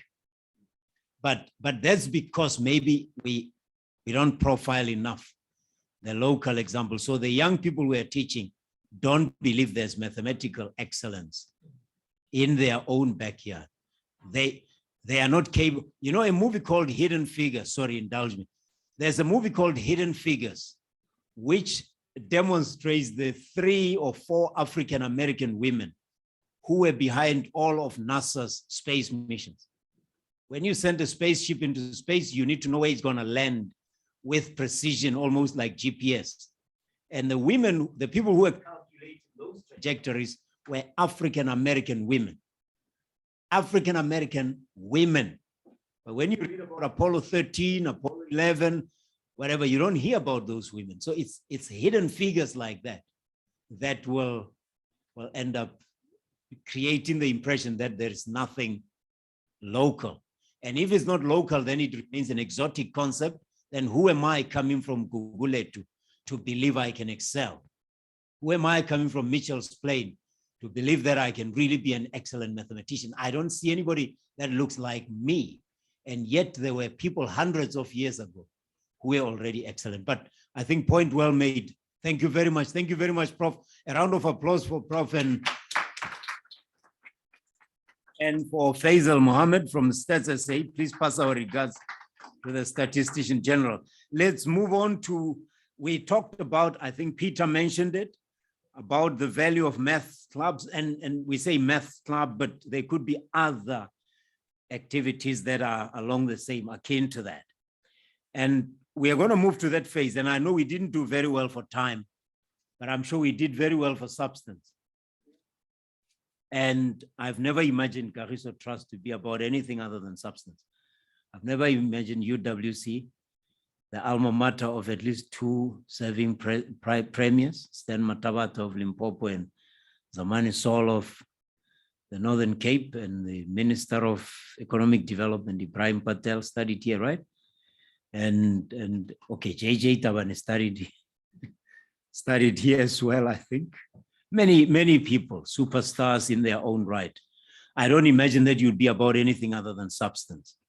We media people tend to want to stick to time for the sake of just making 7 o'clock news on the dot. It becomes an obsessive kind of habit. But I think I allowed the discussions to carry on because I felt like the substance here was giving us an idea of what is possible, what is already happening.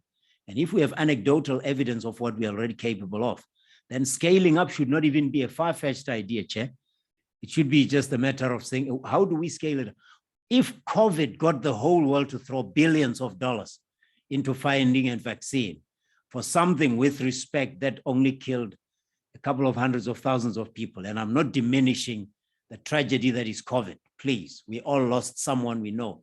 I'm saying if a couple of hundreds of thousands over a period of 2 years being killed got the world to stop and pay so much attention and do so much and find a solution in such a short time, I am sure we can have a solution for something that's killing hundreds of millions of young Africans. It's killing them and their generations to come.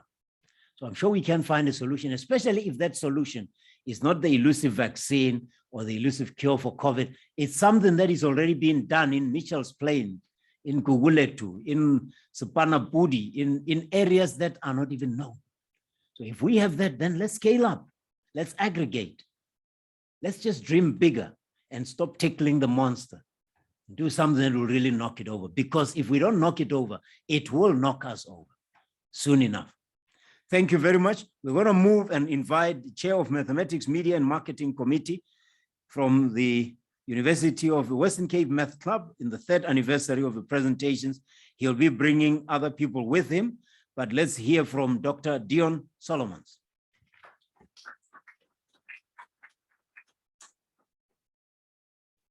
It's nearly good afternoon, hey? All protocols observed, and the DVCs, thank you for giving us the opportunity to host Kagiso Trust at the University of the Western Cape. And thank you to Kagiso Trust, the Board of Trustees and the patrons for being here with us on this very auspicious occasion. It is a pleasure to have you and to engage with you. It is also gives me a great pleasure to, I will formally announce them, but for the Math Club, the new EXCO is with us today. So instead of hearing it from me, you're gonna maybe be granted the opportunity to listen to our students speak about what they do themselves. I think that is much more important to me than listening to myself or getting it top down all the time. I think it's more important for us to listen. What do our students have to say? Where are they taking the future? Because ultimately it is in their hands. We might want to stick to some traditions from the past, and that's important to have institutional memory. However, on the other hand, you know, the Math Club was started in 2019. But prior to that, Dr. Kanana, who is a teaching and learning specialist from the Faculty of Natural Sciences, and Professor Holgate, who's also with us today, and fellow members of the Department of Mathematics and Applied Mathematics at the University of the Western Cape. They came together and said, as Professor Kailash, our head of department, said earlier, what is this 27% all about? Let us try and do something. The result was the turnaround project that is award-winning, and I promise you our students are benefiting and they're reaping the benefits from that turnaround project to this day. And we're hoping that with the assistance of the Faculty of Natural Sciences professor from the university side, who's made so many contributions to see the math club flourish, we will be able to drive this process into the future with the students on board. You know, no trickle-down effect. It's the flipped classroom approach where the learner tells the student, the teacher, where it's going. And the teacher has the capacity, and that's the problem most of the time. The teacher is endowed with the capacity to address their needs, be it material, physiological, psychological, and that is what the turnaround project was resting upon. We provided students with all kinds of support since 2018, and even before 2018, we were engaging students all the time with different units from the institution, but not to the magnitude that the turnaround project managed to enable us to do it. With the result that our students were coming on board from first year, second year, and third year students, not to just learn mathematics. Yes, of course, they registered to do mathematics. They came on board to help fellow learners. Where? At school.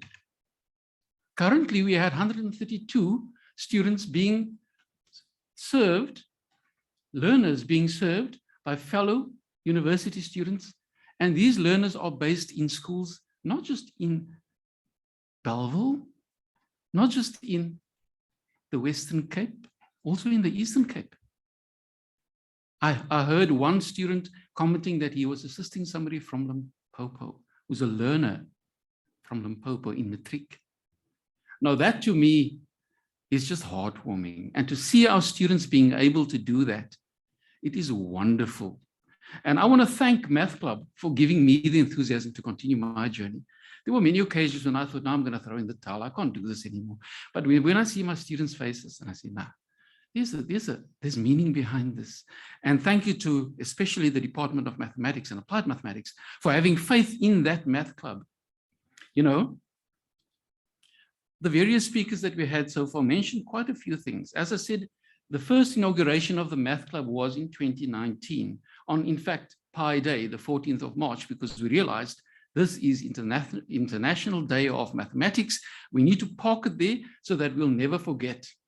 And it has been continuing ever since. So this year is our 3rd anniversary. Please give a warm round of applause to the Math Club. Happy birthday. You're not 3 years young. The formation of the Math Club arose due to the need for mathematics to be seen not as an obstacle. No, instead, it is a means to uplift communities of learning from their current state, where they are, to a better state, a higher state of equilibrium, as they would say in dynamics, Prof. So that is the purpose of the Math Club, to take our learners and our students and our staff and our teachers, those are communities of learning, from where they are currently and to uplift them to a place higher than where they are currently. That takes time, resources, energy, enthusiasm, Peter. It takes motivation, courage. It's not going to come by itself. We can't always rely on authorities to dispense on us and feel the trickle-down effect. That'll come, yes, but if they see us helping ourselves, I'm sure it will accelerate that process. The UWC Math Club currently engages cohorts of students and school learners locally and broadly in the Western Cape and other provinces, mainly to eradicate stigma that mathematics is not only for some elite, very smart people. No, in fact, mathematics can make you smarter. That is their message. Instead, It advocates for mathematics to become a vehicle of empowerment through collaboration, outreach, participation, and active engagement. Not telling them what to do, but showing them how it's done and helping them, observing them while the learner is doing it. Providing instant feedback on a WhatsApp group or on social media platform. I'm not saying you can submit your script, it will be marked within the next 10 days. You know, that is the kind of energy that our math club is endowed with, and that they generate amongst each other, because they also have dips, and then they say, no, this is too hard, COVID-19, lockdown. Then they come back stronger. Every time you see them coming back stronger. So in 2020, 2021, you know, when we had the issues of the pandemic, we hosted as many as 620 members online on a site called Ikamva. That is our teaching and learning site at the University of the Western Cape. And we invited people to join, and they joined in droves. These are not just math students from UWC. These are people that are doing other diplomas and other degrees that are keen to learn, why did I suffer so much in mathematics, you know? And then they share their stories and they discuss. This year today, in fact, is the third anniversary of the inauguration, boasting 770 members on our UWC e-learning platform known as Ikamva. A warm congratulations, Math Club. So now I think I've spoken enough. I could have said a lot more, but I think rather let them say it by themselves. I would like to call upon the current EXCO, there are more, but the ones that are present with us physically today, the president of the Math Club, Mr. Ntlantla Lekele, please come, join me in front. Mr. Mikobo Osteen Fuma, please come. Miss Kiara Gabriel and Miss Isetu Kofi, please join us in front. It's all yours now.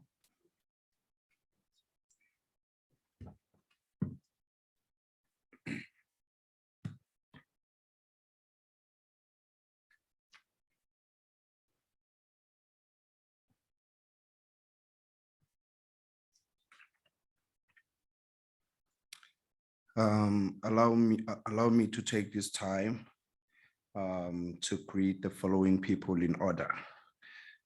I would firstly like to thank the program director for giving us this opportunity to be among the Kagiso Trust Mathematics Symposium event, and for allowing us this opportunity to talk about the Math Club, the importance of Math Club as well.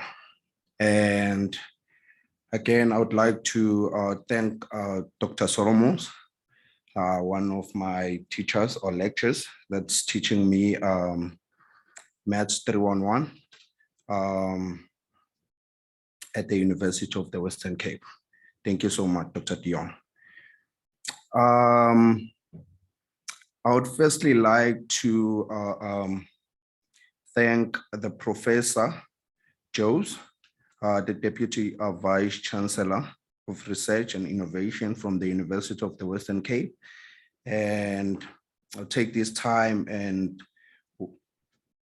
thank the Professor of the University, or the Dean of the Faculty of Natural Sciences from UWC, Professor Fielding. And thank the professor of the university as well, Professor Patida. Thank you so much for being with us today. And I would like to thank everyone who is among us. Otherwise, I don't want to waste any time. I want to talk about the 3rd anniversary of the Math Club. Standing in front of you all, parallel to the wall, perpendicular to the surface, and opposite to everyone who is with us in this meeting today. Thank you so much, guys, for attending this meeting. It's such an honor. I am indeed the chairperson or the president of the Met Club. We are the new acting executive of the Met Club of UWC for 2022. Thank you so much. I'm not sure if we have the slides. Yes. Okay, thank you so much. Yes, we are the UWC Met Club, and we said this club is not for us only, but it's for students and was created by students. So the club is there to learn and or the motivation to the people who will be joining the Met Club, or people who are willing to join the Met Club, or to the members of the Met Club is, we say, the Met Club, it is to learn and refine problem solving in tertiary mathematics, to compose individually and as part of the team, to participate in a group of activities in tutoring and tutoring opportunities. So we're not just focusing on the tertiary mathematics only, as Dr. Solomon has indicated. The program is abroad. It looks at the university student as well as the high school student. But the main focus for the Met Club, it focuses more on the development on the high school students, because there is a huge gap in terms of mathematics, or their foundation is not thoroughly laid in high schools. So we helping teachers and parents at home to say, we are not alone. If your student is facing problems or challenges in maths, then we are here to help, not only in mathematics, but in science as well, because we do have among us students who are also doing science. The Met Club has a vision and a mission, but I won't talk much about it because of the waste of time. I don't want to waste more time, but we do have it there. If you see it, then that's our vision and the mission of the Met Club. And to say again, Met Club started 2019, 14th of March. Yes, during the Pi Day, of which it's the International Day of Mathematics. So those who don't know, 3, 4, as they have explained in the beginning of the meeting, 3, 4, it's 3, the dead month, and 4, is the date of today, the 14th. Moving forward, we it's the Pi Day, and yes, why Pi Day? So I've just explained now why Pi Day. And moving forward to talking about the number of members or active members that we have within the club. Yes, we have plus 740 active members within the club since 2019 up until today. This is the number of students that we have managed to recruit within the club. It wasn't easy to have people to join the club, but we took time because of our hard work. We managed to recruit members in the club, because we're not just a club that is there sitting and doing nothing, but the club that helps students in the mathematics department to achieve great results, because mathematics has been a challenge ever since high school for most students. But we here as a Met Club to say, you don't worry about mathematics, because we're here to help you with mathematics. I am very glad that in 2019, we had schools that we visited to assist with mathematics and science. The pass average was not good enough, but we were there to help them. And we are very glad that we also have students who are part of the MEC Club who got distinctions during that year. So we are very happy for that. And yes, moving forward, 2020, 2021, we had a challenge of a pandemic. We had to face COVID-19. A lot of things happened, and sometimes it felt like the club is going to turn apart. But nonetheless, students were not we're still looking up to assisting and helping students from disadvantaged background, because during the COVID, a lot of students had to go back to where they stay or go back to their places or homes. It wasn't easy for them because some of them, they had no digital devices, or rather laptops and smartphones to help them continue with their academics. But as the MEC Club, we're there to say, if you need anything, you'd rather type an email wherever you are, then with your questions, we will try by all means to come through for you to help you so that you can be able to get assisted with every problem that you'd like us to assist with.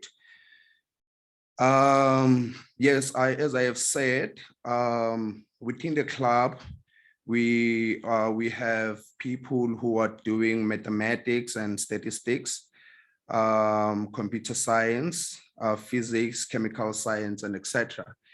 Even those that are from the faculty of EMS. We do have students who joined us in the MEC Club because they see the value of the club and they believe in MEC Club, because MEC Club, as I said, is for student by students. Yes, MEC Club is celebrating the 3rd anniversary. It's our 3rd anniversary today, and behind me I have my colleagues. They are not all. Others had to remain behind because of the COVID protocol. So they had to be observed because of the capacity. So among us, I do have the president, myself, Tlantla Augustine Lekele. I'm doing my final year in BSc Mathematics and Statistics. And to tell you a little story about mathematics, I came university, they told us about Met 105. They said Met 105 is very difficult, very difficult. So at times we felt like giving up on mathematics or in mathematics, but because there was a MEC Club that was there to say, you guys, you can still make it. Met 105 is not that it's not difficult. So we had to throw away the mentality of mathematics is difficult and bring new mentality to say, yes, we can do it.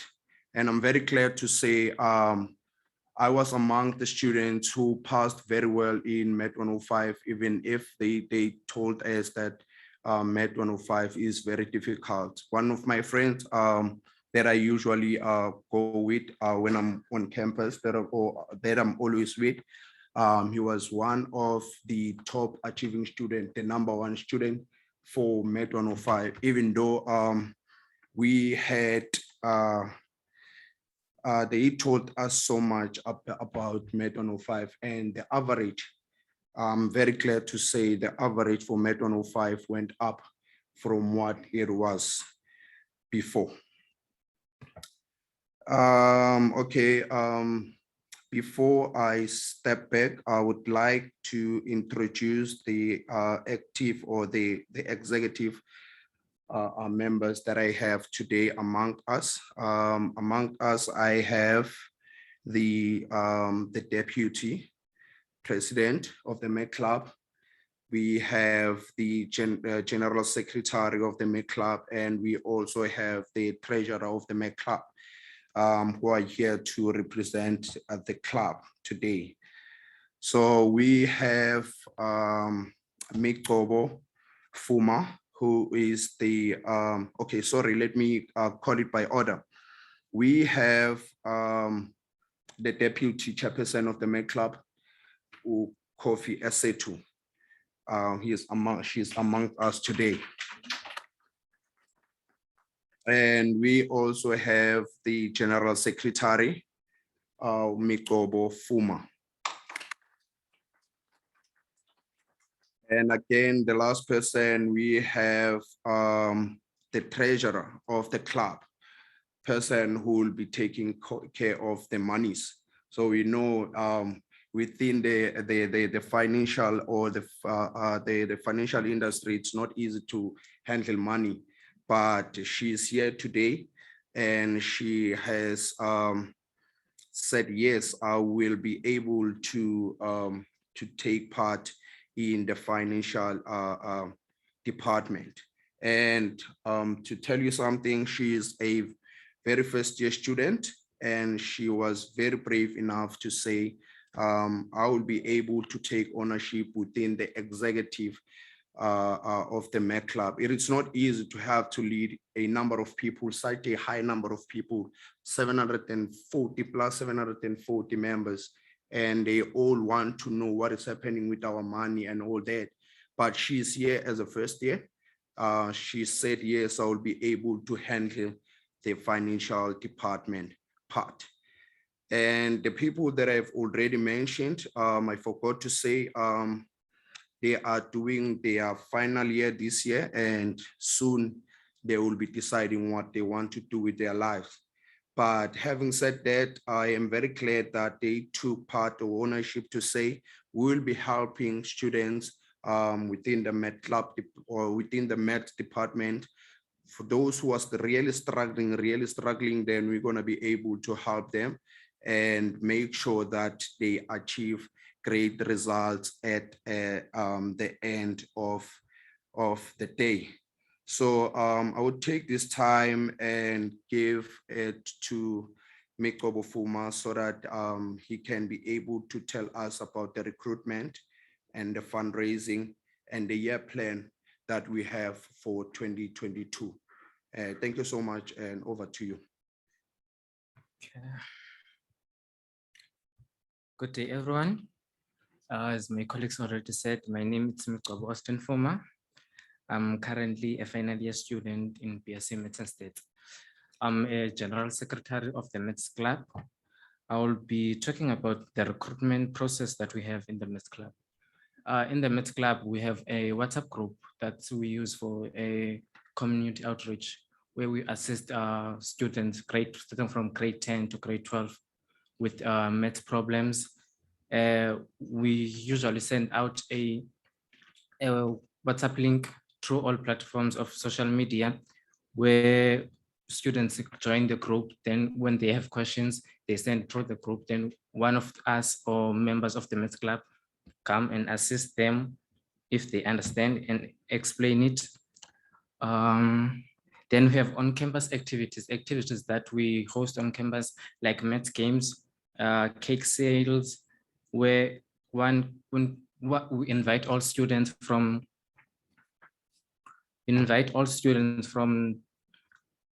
all over the country. And when on campus, when we are having a cake sale, usually when someone comes and buy a cake, we also tell them more about the Maths Club.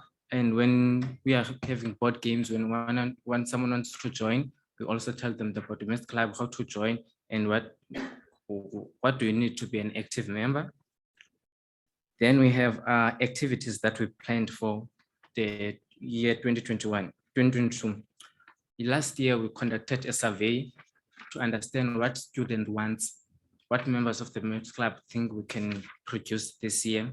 So on that survey, we found out many people that would like us to do a training workshops where we train, when we organize with a certain company for where we go and do a training for a a particular job purpose, and we have events of finding opportunities like funding for students. We have also decided to invite, we'll do seminar talks where we do seminars like the event we have today, where we invite people from all over the country to tell us about maths and what opportunities are there outside, so that when students come from high school, they know what they are looking for when they are going to varsity.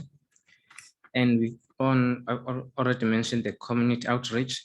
On our focus on community outreach, it's for mentoring and tutoring and the fun activities that we had. Last year, we had a fun activity, a quiz, whereby the students who were participating in the WhatsApp group. We usually go have a weekly quiz, then students participate. The ones with the highest mark were awarded certificates at the end of the year. We are still in the process of giving out the certificates. And for fundraising, we usually have a cake sale on campus where we sell cakes to raise funds for the group, for the club.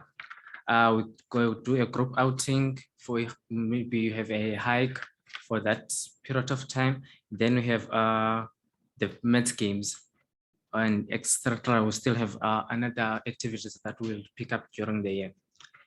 Thank you very much. That's all from us.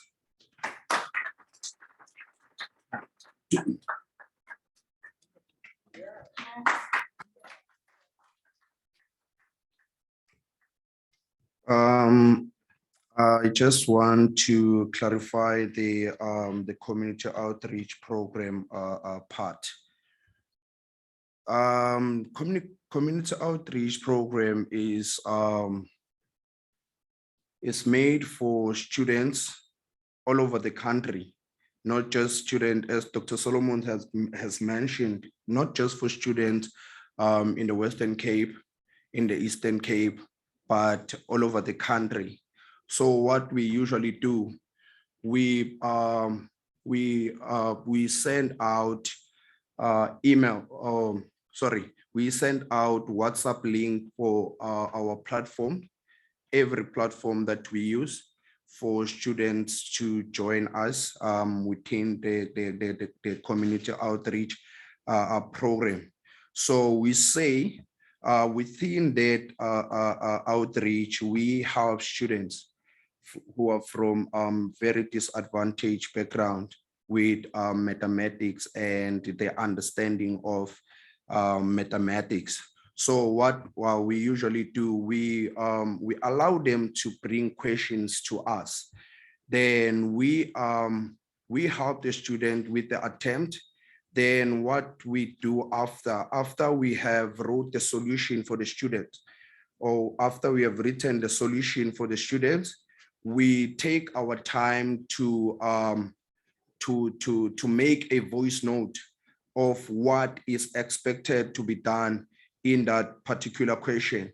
For others, it's not easy to understand, because for others, just like me, it goes with the body language. I can study better if I can see a body language of a lecturer or of someone who is trying to teach me. So if you're teaching me online, I can't learn sometimes, because a body language can tell a lot if that person is willing to give out that information or not. So what we normally do sometimes, we make video calls so that one could be able to see that I am willing to help, and with my body language, it will show, or it will tell a lot of what we are trying to do, or we're trying indeed to help with everything that they want. Last but not least, I want to share this. They usually say a mathematician is a blind man in a dark room looking for a black cat, which is not there. So what I'm trying to say, or what I'm referring to, is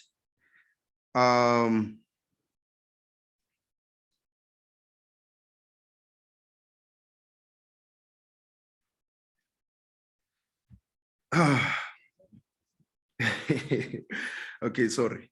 They usually say a mathematician is a blind man in a dark room looking for a black cat, which isn't there. You can put it like this sometimes. We are referred to as blind men in a dark room looking for a black cat that is not even there, meaning that we are dealing with tasks which are very difficult and seem to be impossible to do. And it's not like that. Mathematics, as they have mentioned, mathematics is all about practice. So if you give it more time and you do practice, then definitely at the end of the day, what you're looking for will come out. As I sit down, I would once again like to take this time and thank the program director and everyone who has spoken. We really appreciate your effort and we really appreciate the time you have given us as a Met Club, and we thank you for being a part of this meeting, and we wish you to see you again in the next meeting if it happens one is there. Thank you so much.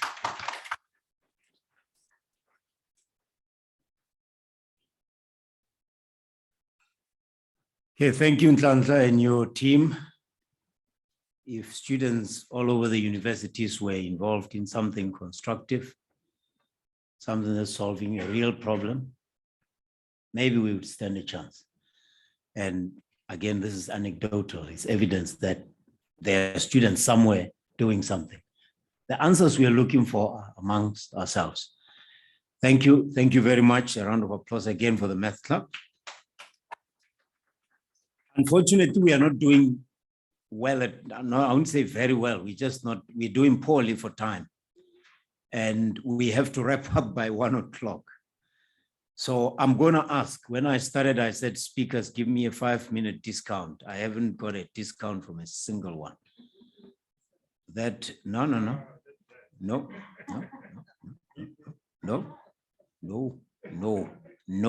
don't do that to me. All right, don't do that to me. No, I'm saying speakers, give me a 5-minute discount. That's not fair. All right, it's not. I won't take it. I won't accept it. We have 4 more speakers left here. So somebody's got to help me. We have 4 more speakers left. And I was told that Professor Munyagazi will be having Dr. Mossad and Suami to assist. So these are the things that somebody's got to do something about, because unfortunately, people who are online streaming would have budgeted to be there until a certain amount of time. So I agree we are about substance, but we can't carry on indefinitely. So Professor Justin Munyagazi, Deputy HOD, Department of Mathematics and Applied Mathematics, and Dr. Solomons, you're going to do the Top Achievers Awards. And we have Dr. Sibaliwe Maku Viambwera, who's lecturer in the Department of Mathematics and Applied Mathematics at the UWC, doing awarding of certificates. So between the 2 of those items, I'm going to ask for a discount. I can't make you do it. Let them come through. Dr. Justin Munyagazi, a round of applause, and you will have your assistant. I don't know who's Dr. Mozart. Where's Dr. Mozart? Okay, take it away. Dr. Solomons, you're part of this, but I'm sure you'll know what to do. Let's see how far we can go. Ahead. Good afternoon, everyone. All protocols observed. This one will be very quick. You'll get more than the expected discount. So I will present the top achievers in our department, the Department of Mathematics and Applied Mathematics. So these awards are given to students who do well in our modules. So basically they do extremely well in each of the different modules that we offer, but not all students that get distinctions get these awards. It's only those who do extremely well in those modules. So without wasting time, the top achiever in applied mathematics first year is Kotar Lee.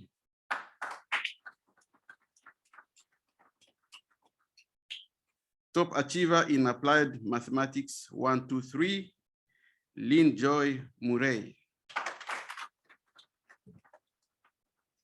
Top achiever in mathematics 152, Geneva Anelska April.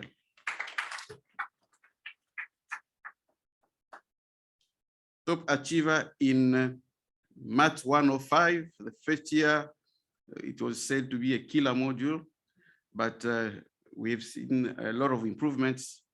That is Ruvarashe Madzime.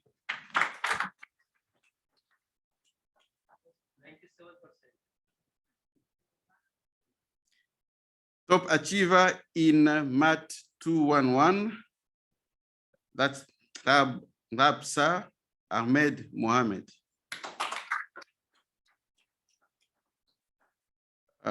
Top achiever in Math 212. Oh, congratulations.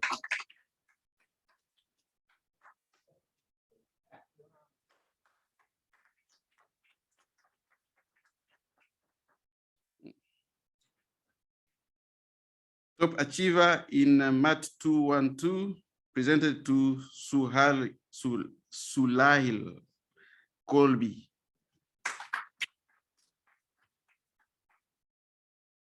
Top achiever in Math 221, Lolona Maklutiana.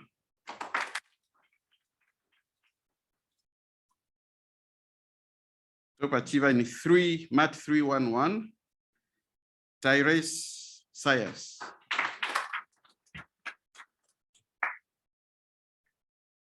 Top achiever in Math 312, Craig Brian Smith.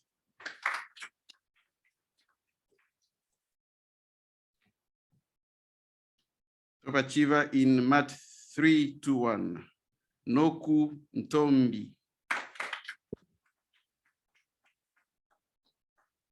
And finally, top achiever in Math 322, Vimbali Lindiwe Magodio.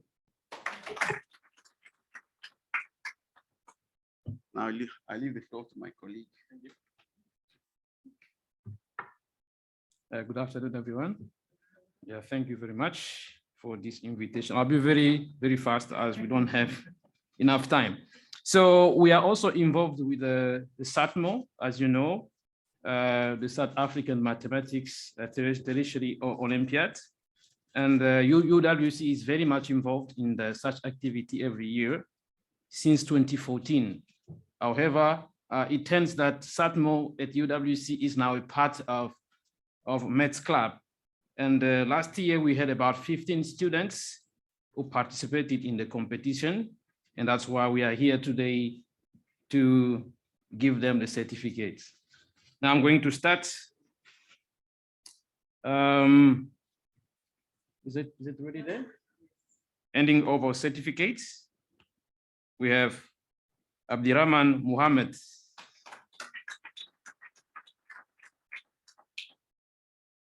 Divan Sembok.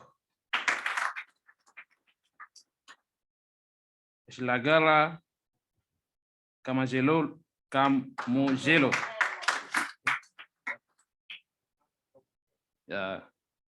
Jacinta Ezwamuka.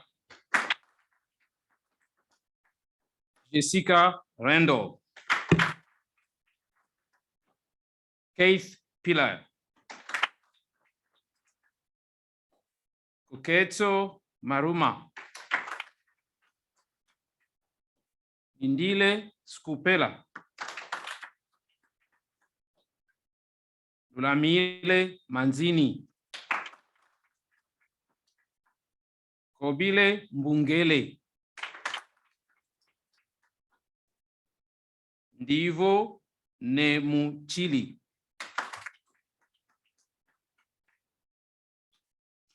Nompuzo May. Kiniso Mavuso.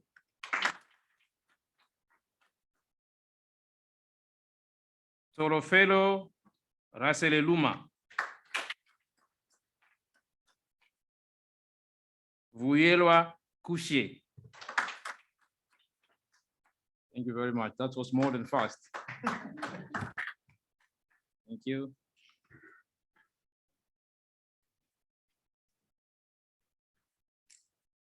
Good afternoon, colleagues. I will try to be very brief. I am standing here representing the TEC program that we run in the Maths department. So I'm sure people are asking, what is this TEC? TEC is the Teachers Enrichment course that we do as a Maths department, where we equip our teachers with some mathematical skills that they can use into their classroom. And we work together with the Western Cape Education Department. I am actually working with Ms. Razia Ibrahim, who is the Deputy Chief Specialist in the mathematics, who is the Deputy Chief Specialist in mathematics. And Razia is working with WCED. And I would like to thank her actually for giving us this opportunity for us to work together with the teachers. As Prof said, in the past, we had around 20 teachers to 30 teachers that we had. But from 2020, that is when we saw that we had a lot of teachers. Like, for example, in 2020, we had a face-to-face first meeting with the teachers where we had a session with them, a workshop. And we had a lot of teachers attending during that session. So that was the breakthrough that we had. I'm sure it's because of the 60 years that Prof said about. And from there, in 2021, we started working with the teachers virtually. Why? Because of COVID. And we covered the topics with the teachers on functions, financial maths, and probability. And this was done by our staff members in the Maths department. So I would also like to thank our staff members who contributed in functions, financial maths, and the probability. So this, in all this, I would like to thank the teachers who attended the sessions, because these sessions, first of all, were done virtually, and it took them 4 hours of their time on a Saturday. And I would like to thank all the teachers who participated. Like Prof said, last year in 2021, we had about 198 teachers who participated in these events. So I would really pass my thanks to all of them. Some of them, they are attending online. And due to technical issues, we unfortunately couldn't print the certificates, but the certificates of attendance for the teachers will be sent to them, to Ms. Razia, and she will be able to send them to each and every teacher who participated in this. Mostly, I would like to thank the teachers. We had 5 teachers who really participated in all the 3 sessions that we had. So I would like to thank a teacher from Langenwoven, Gymnasium, who is Bota Santi, and Charles Salwa from Vitabom High School, David Rodney from Hundal Senior Secondary School, Janssen Zeda from Spine Road High School, and Williams Miranda from Blackheath High School. So these were the teachers who were called and came. And came to participate in all the sessions that we had in 2021. And mostly, I would like to say this to the teachers. You see, unfortunately, at UWC, when you are employed, you are asked to do a portfolio. So I unfortunately reflected on my portfolio using my teacher as an introduction. I didn't have a very good grade. Okay, at that time, it was standard 8. So standard 8, a good standard 8 entrance, because where I came from, there were some topics that were not covered while they were needed in what? In grade, which is grade, what is grade now? It's grade 10. So there were some topics that were needed during that time. And I had my teacher who was teaching me physics, actually teaching me the chemistry part. So when I started with her, it was very difficult because she couldn't understand me. And unfortunately, I couldn't get what she was talking about in class because I didn't have the things that were taught what she was teaching during that time. The only thing that she would say in class, say to all the students who couldn't understand what she was talking about, to say, go to the history class. So that's the only thing that you will hear from them. So which means that you can't do physics, go to history class. So which really was not good for me. I felt really, and just imagine coming back to the same class that you are chased away from. I would come home even crying to my parents. They told me that I must go to history class. And I would tell myself, no, I will stay in this physics class. And really, I will stay. And I stayed in that class. But with that, I would like to encourage the teachers, especially now that we have faced the COVID. There are students who are behind and they need teachers to be there for them. And it will probably take us another 12 years for those students to come back to normal. So like what they are doing is good and it's super good. And I would like to ask them to have patience with each and every learner that they will meet along the way. So things are not where we were before. Remember, even maths, it has been a struggle. It's not a struggle for these 2 years that we just had of COVID. It has been a struggle before. So now, there are learners who missed 75% of contact time with the teachers. So we need to consider that with our students that are coming in right now. So I will also want to thank the Maths department as well for these sessions, the functions, finance, and probability. They are offered by our team in the Maths department. I would like to thank them for really coming through to us and giving these lessons to our teachers. So it's something, they present this over 4 hours. So remember, when we have these teachers need to write a pre-test while they are coming into the course. And then after the course, they write a post-test. So it's really a lot of work, so which is there. So I said I'm not going to take too much time, so I would like to just close it there. We will send the certificates for the teachers to the schools. Thank you very much.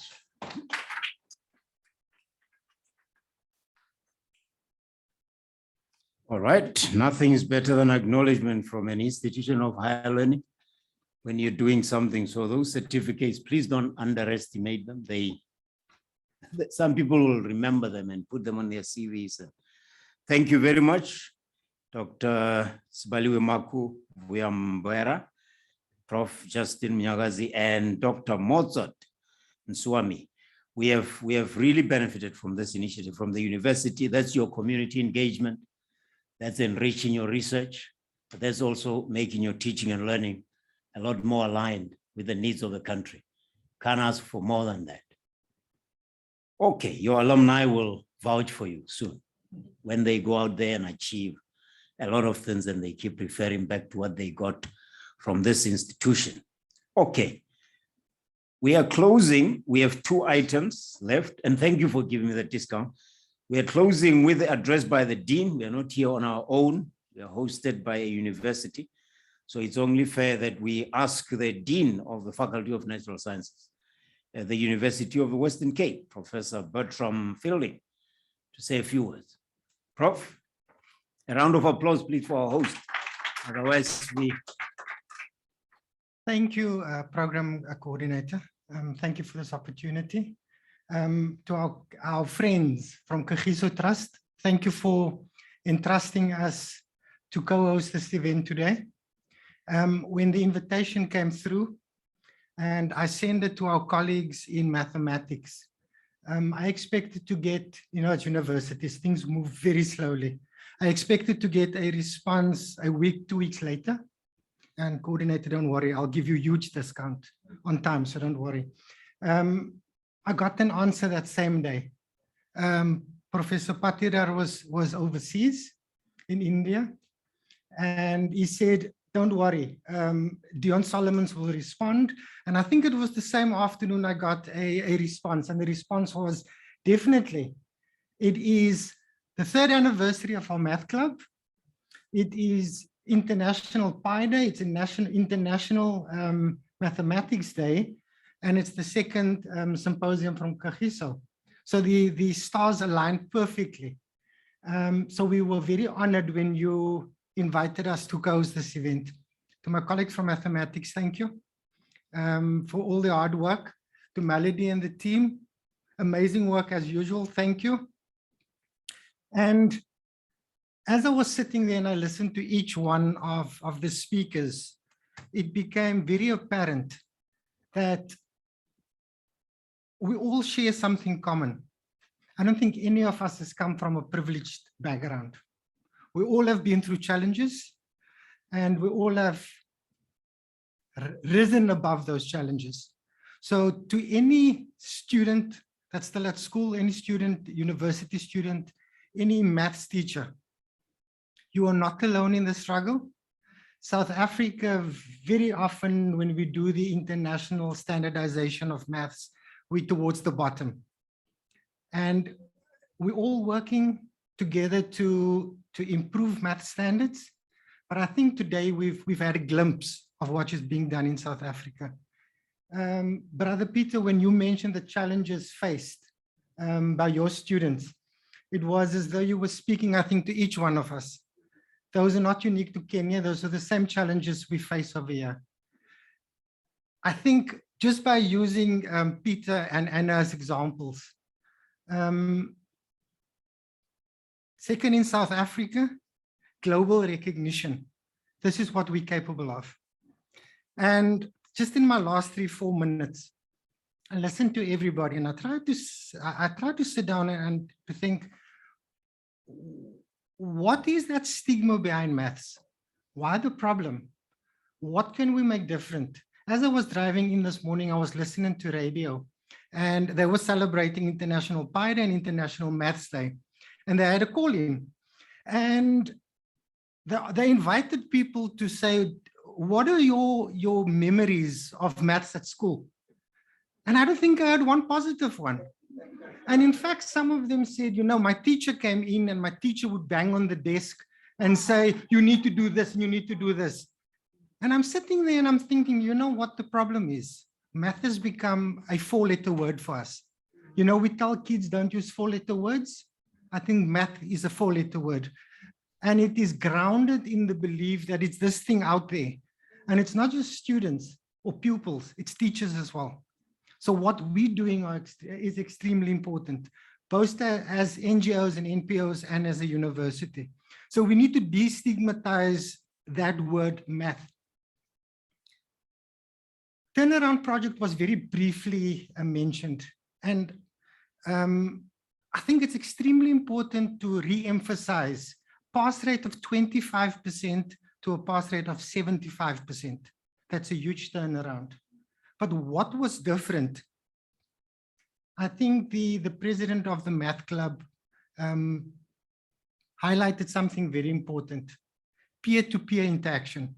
That's extremely important. I sat here and I beamed as the dean of the faculty when he said, we're not just for UWC students, we're for students across the country, but I also heard him say for pupils, school pupils, and he said, and parents. And that's important. if we're going to change maths in South Africa, we need to go deeper than where we are.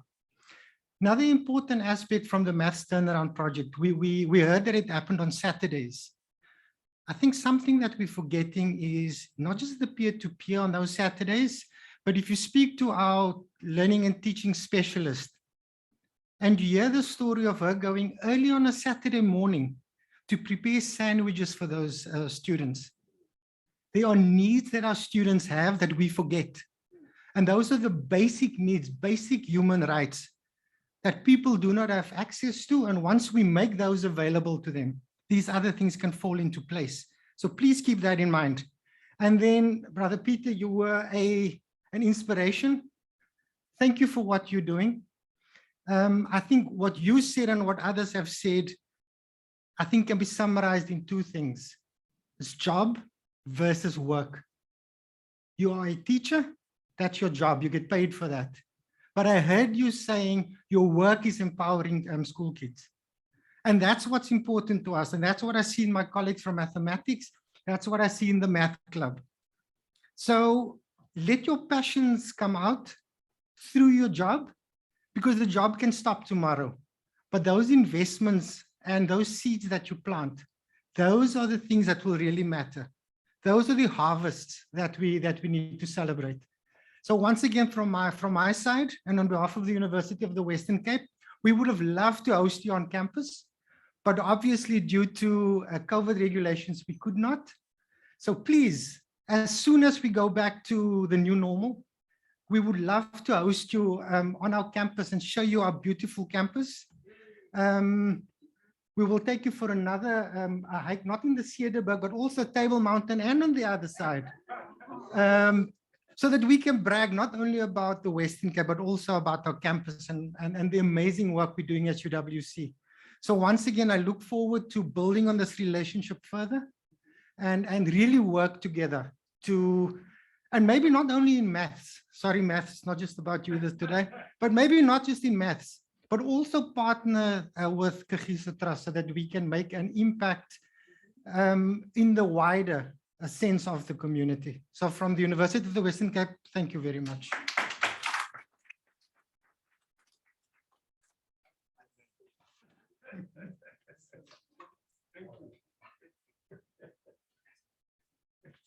You will host us on campus, but you're already hosting us online with the Math Club, because that's what I heard, that the students aren't only for this university. That's what changed this country. Let's keep that spirit alive and you'll be fine. And Kagiso Trust, you can hear the challenge keeps coming to you. Again, remember, it's you as an entity that can lead other entities. It's the synergies you can initiate.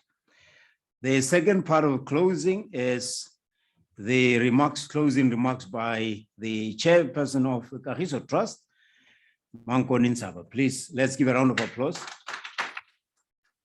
There's a lot of attention. She will prove that. Thank you very much, Program Director. And indeed, all protocol observed. I'll give you a discount on the time that you have offered. We have reached the end of the second Kagiso Trust International Mathematics Symposium. Remember, we had the first one at the University of Limpopo last year. And we are coming to the end of this stimulating discussion, as well as bidding farewell to this mathematics community that we had the pleasure of being in the presence of our mathematicians today, here and online. It has been a great privilege and honor for Kagiso Trust and the University of the Western Cape to have successfully brought you together, eminent people from various industries, from academia, from teaching, from the communities, and from Kagiso Trust and all other friends that are here today. But before I acknowledge the speakers and our host, I don't want to be a recurring decimal, but I'll talk about that. People in everyday conversations will call each other a recurring decimal. It's a common, but do they know what is a recurring decimal? Do they know that that is a math concept? Some actually use it, but they don't know that it is a maths concept, that recurring decimal. And I wanted to speak about pi because today is Pi Day. 22 divided by 7, that's a recurring decimal. It's actually, the answer is 3.1428571429, and it goes on and on and on and on. But mathematicians rounded it off to 3.14. I just wanted to pick on that one to say, when we were, I can't remember whether it was at primary or high school or wherever, where we were taught to calculate the area of the circle. I'm coming to the fact around the conceptual understanding. We just used it. I knew that pi was 3.14 or 22 over 7. Why and what for? And I didn't, we were not taught that. And which really comes back to saying, I think in our teachings, we should explain these things, what they come from and why. But we got everything right, 100%. Those of us who did maths to a certain extent. But now that you look back, Prof did talk about some of the regrets, or actually a program director, he talked about some of the regrets. If we did not understand what Prof was talking about, if we don't regret, then we didn't understand what he was talking about. Sometimes we regret that we did not have some of the understanding. Let me not spend too much time on pi. I wanted to, but I'm not going to do that because I've already offered a discount. Just another concept that we use every day, even politicians use it, everybody uses it, that somebody is going off on a tangent. We use it all the time, but does everybody here and online and everybody who's not in mathematics know that tangent is actually a mathematical concept? Yeah, somebody's going off on a tangent, going that way when the circle is going that way. And it's you know, and we use it all the time. And again, those who follow sport will know that when the league, let's say of soccer or any other sport, is coming towards the end, and we start calculating the points, the goals, we say it is mathematically impossible that a certain team will win the league. Because of mathematics, we have calculated that that team will never reach there. Another important one, when you are driving from one place to another, you know that if you are a law-abiding citizen, you will not reach that point within a certain amount of time unless you speed beyond. That's mathematics in our everyday lives, and we use it. And I think we must continue reminding each other about this everyday uses of our mathematics. I will not really summarize what the speakers have said, but I'll just pick up one or two things from one speaker. Mr. Tabichi, thank you very much for coming from Kenya to come and be with us today. You mentioned something that is very important that we mention all the time in South Africa, under-resourced schools. Under-resourced schools, but you've just painted a picture of an under-resourced school in an under-resourced environment that came to conquer the world. They didn't say we come from an under-resourced school and therefore we conquer the world. A friend of mine said, where is a fly born? Most of flies lay their eggs, you know where, in pit latrines and other ugly places. Where does a fly end? Where do we generally kill flies? At the high table at our weddings for kings and queens. So it started there, but it didn't stay there. It went up to the high table. So you can be born in that environment, but you'll end up at high table. And Anna is not here, but Anna, I'm very glad that a young person could come here and talk about how she studied and so on. And I liked in her, she talked about a lot of things, but one was actually planning and layout. Many of us are disorganized and we are always running out of time and doing things last minute and so on and so on. Mathematics requires a clear mind. It requires space. And I'm glad that she talked about that so that the kids who are listening can actually go and try that.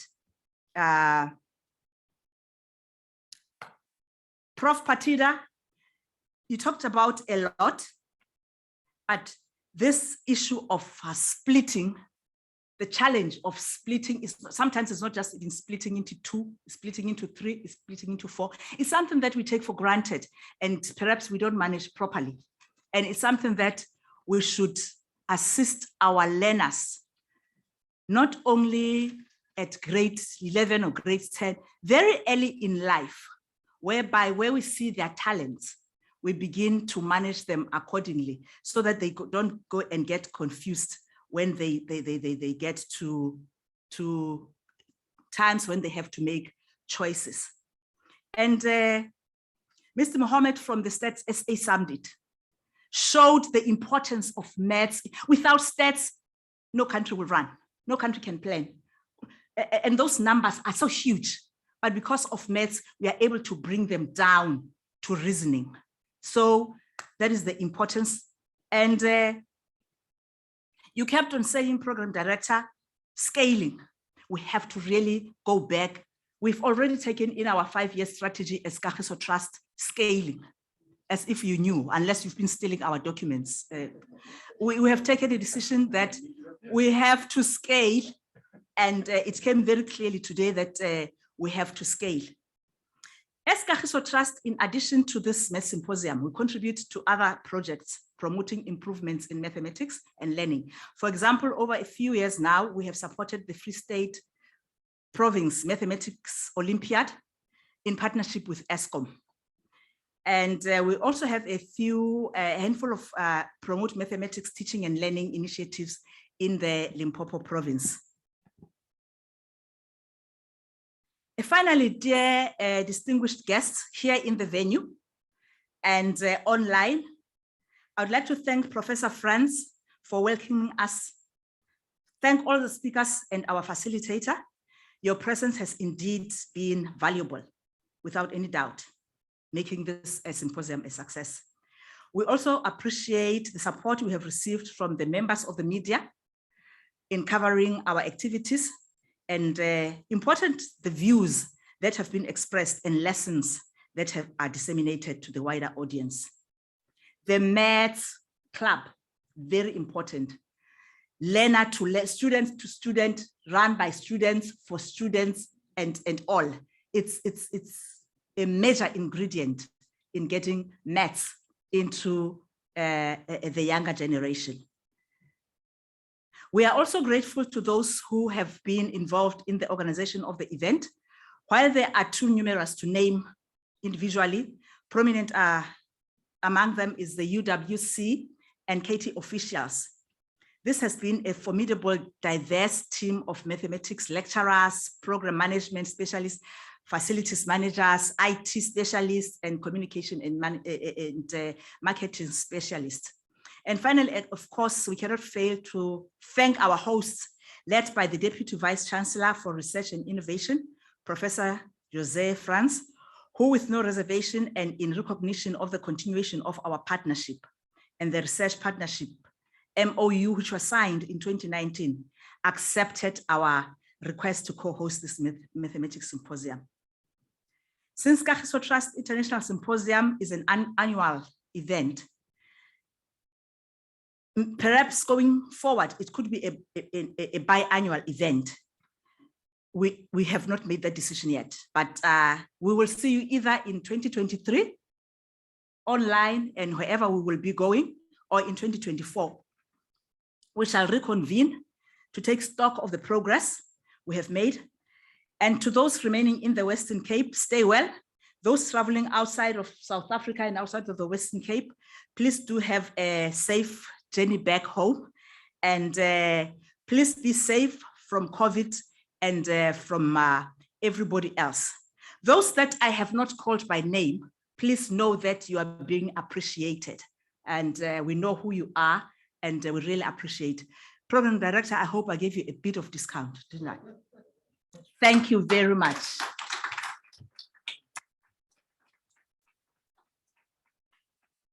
Thank you. I told you she pays attention, so If you sit for that long and you remember so much, that's why she's chairperson.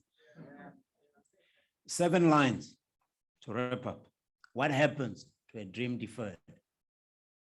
Does it dry up like a raisin in the sun or fester like a sore and then run? Does it stink like rotten meat or crust and sugar over like a syrupy sweet? Maybe it sags like a heavy load. Or does it explode?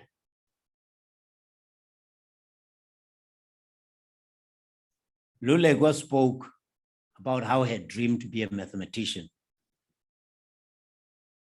was bust and left to die by her experience at an institution of higher learning. And I'm sure she wasn't picking on anyone. She was saying, institutions of higher learning, be aware that we walk into your premises with a dream. These are the words of Langston Hughes. A dream deferred. So people walk into our universities with a dream they have carried for a very, very, very long time. I'm a professional speaker. I'm 54 years old. I have dreamed of being a professional, a good speaker since I was 11. Because I read of a guy called Mark Antony. In a recitation, I was supposed to repeat without understanding. But a teacher explained to me who Mark Antony was, what he did, and why his speech at Caesar's funeral changed the course of history. And I decided with my speech, I will change the course of many histories in my lifetime. I've been a public speaker since I was 13. And the universe has conspired to bring histories in my path that I was able to change. And it continues to do that today. Now, some of you are mathematicians, some are administrators, managers in education, some are professors, esteemed professors with a lot of experience. There are histories that come into your path every day. And those histories can be changed by being a Kagiso Trust, by being a maths club, and thinking you are just killing time while you're on campus. But find you've started a career that will change the course of human history. You might just be talking chaos, Prof, and bifurcation, but you could actually be helping humanity reimagine its approach to rearing and raising children and converting them into leaders, pioneers. You might think as Kagiso Trust, you have your 5-year strategy and you've got your KPIs and deliverables that you must report to the board on. And some of you might just be doing it as a job. It does not matter. If it touches as many lives in as many ways as it seems to be doing it, then your calling is much, much bigger. And if it doesn't scare you, as they say, it's not big enough. So I'm asking, just let's go out there and remember that the answers we are looking for are among the cracks between us. And we find them, we aggregate them, and we scale. Universities like the Western Cape will make history, just like they did in the struggle against apartheid. They will find solutions that affect people of this country, their majority. Because those people aren't going to get solutions from the elite universities. They're going to get them from people who are amongst them. Because it's us that the shoe bites. And we are finding solutions here. I promise you, more than you realize, you're finding solutions. Thank you very much for the invitation. It pains me when I'm invited to do something like this, because the question is, can I say anything that will make people believe that they're on the right track? Can I say anything? Can I change a way of saying? Because words matter. To people like us, they are all the tools we have. How you arrange them is the craft and the science. But the impact is the purpose, is the point of it all. So I think we have solved for X here. It's about scale, Chair. and aggregation. Let's go and scale and aggregate. See you at the next event.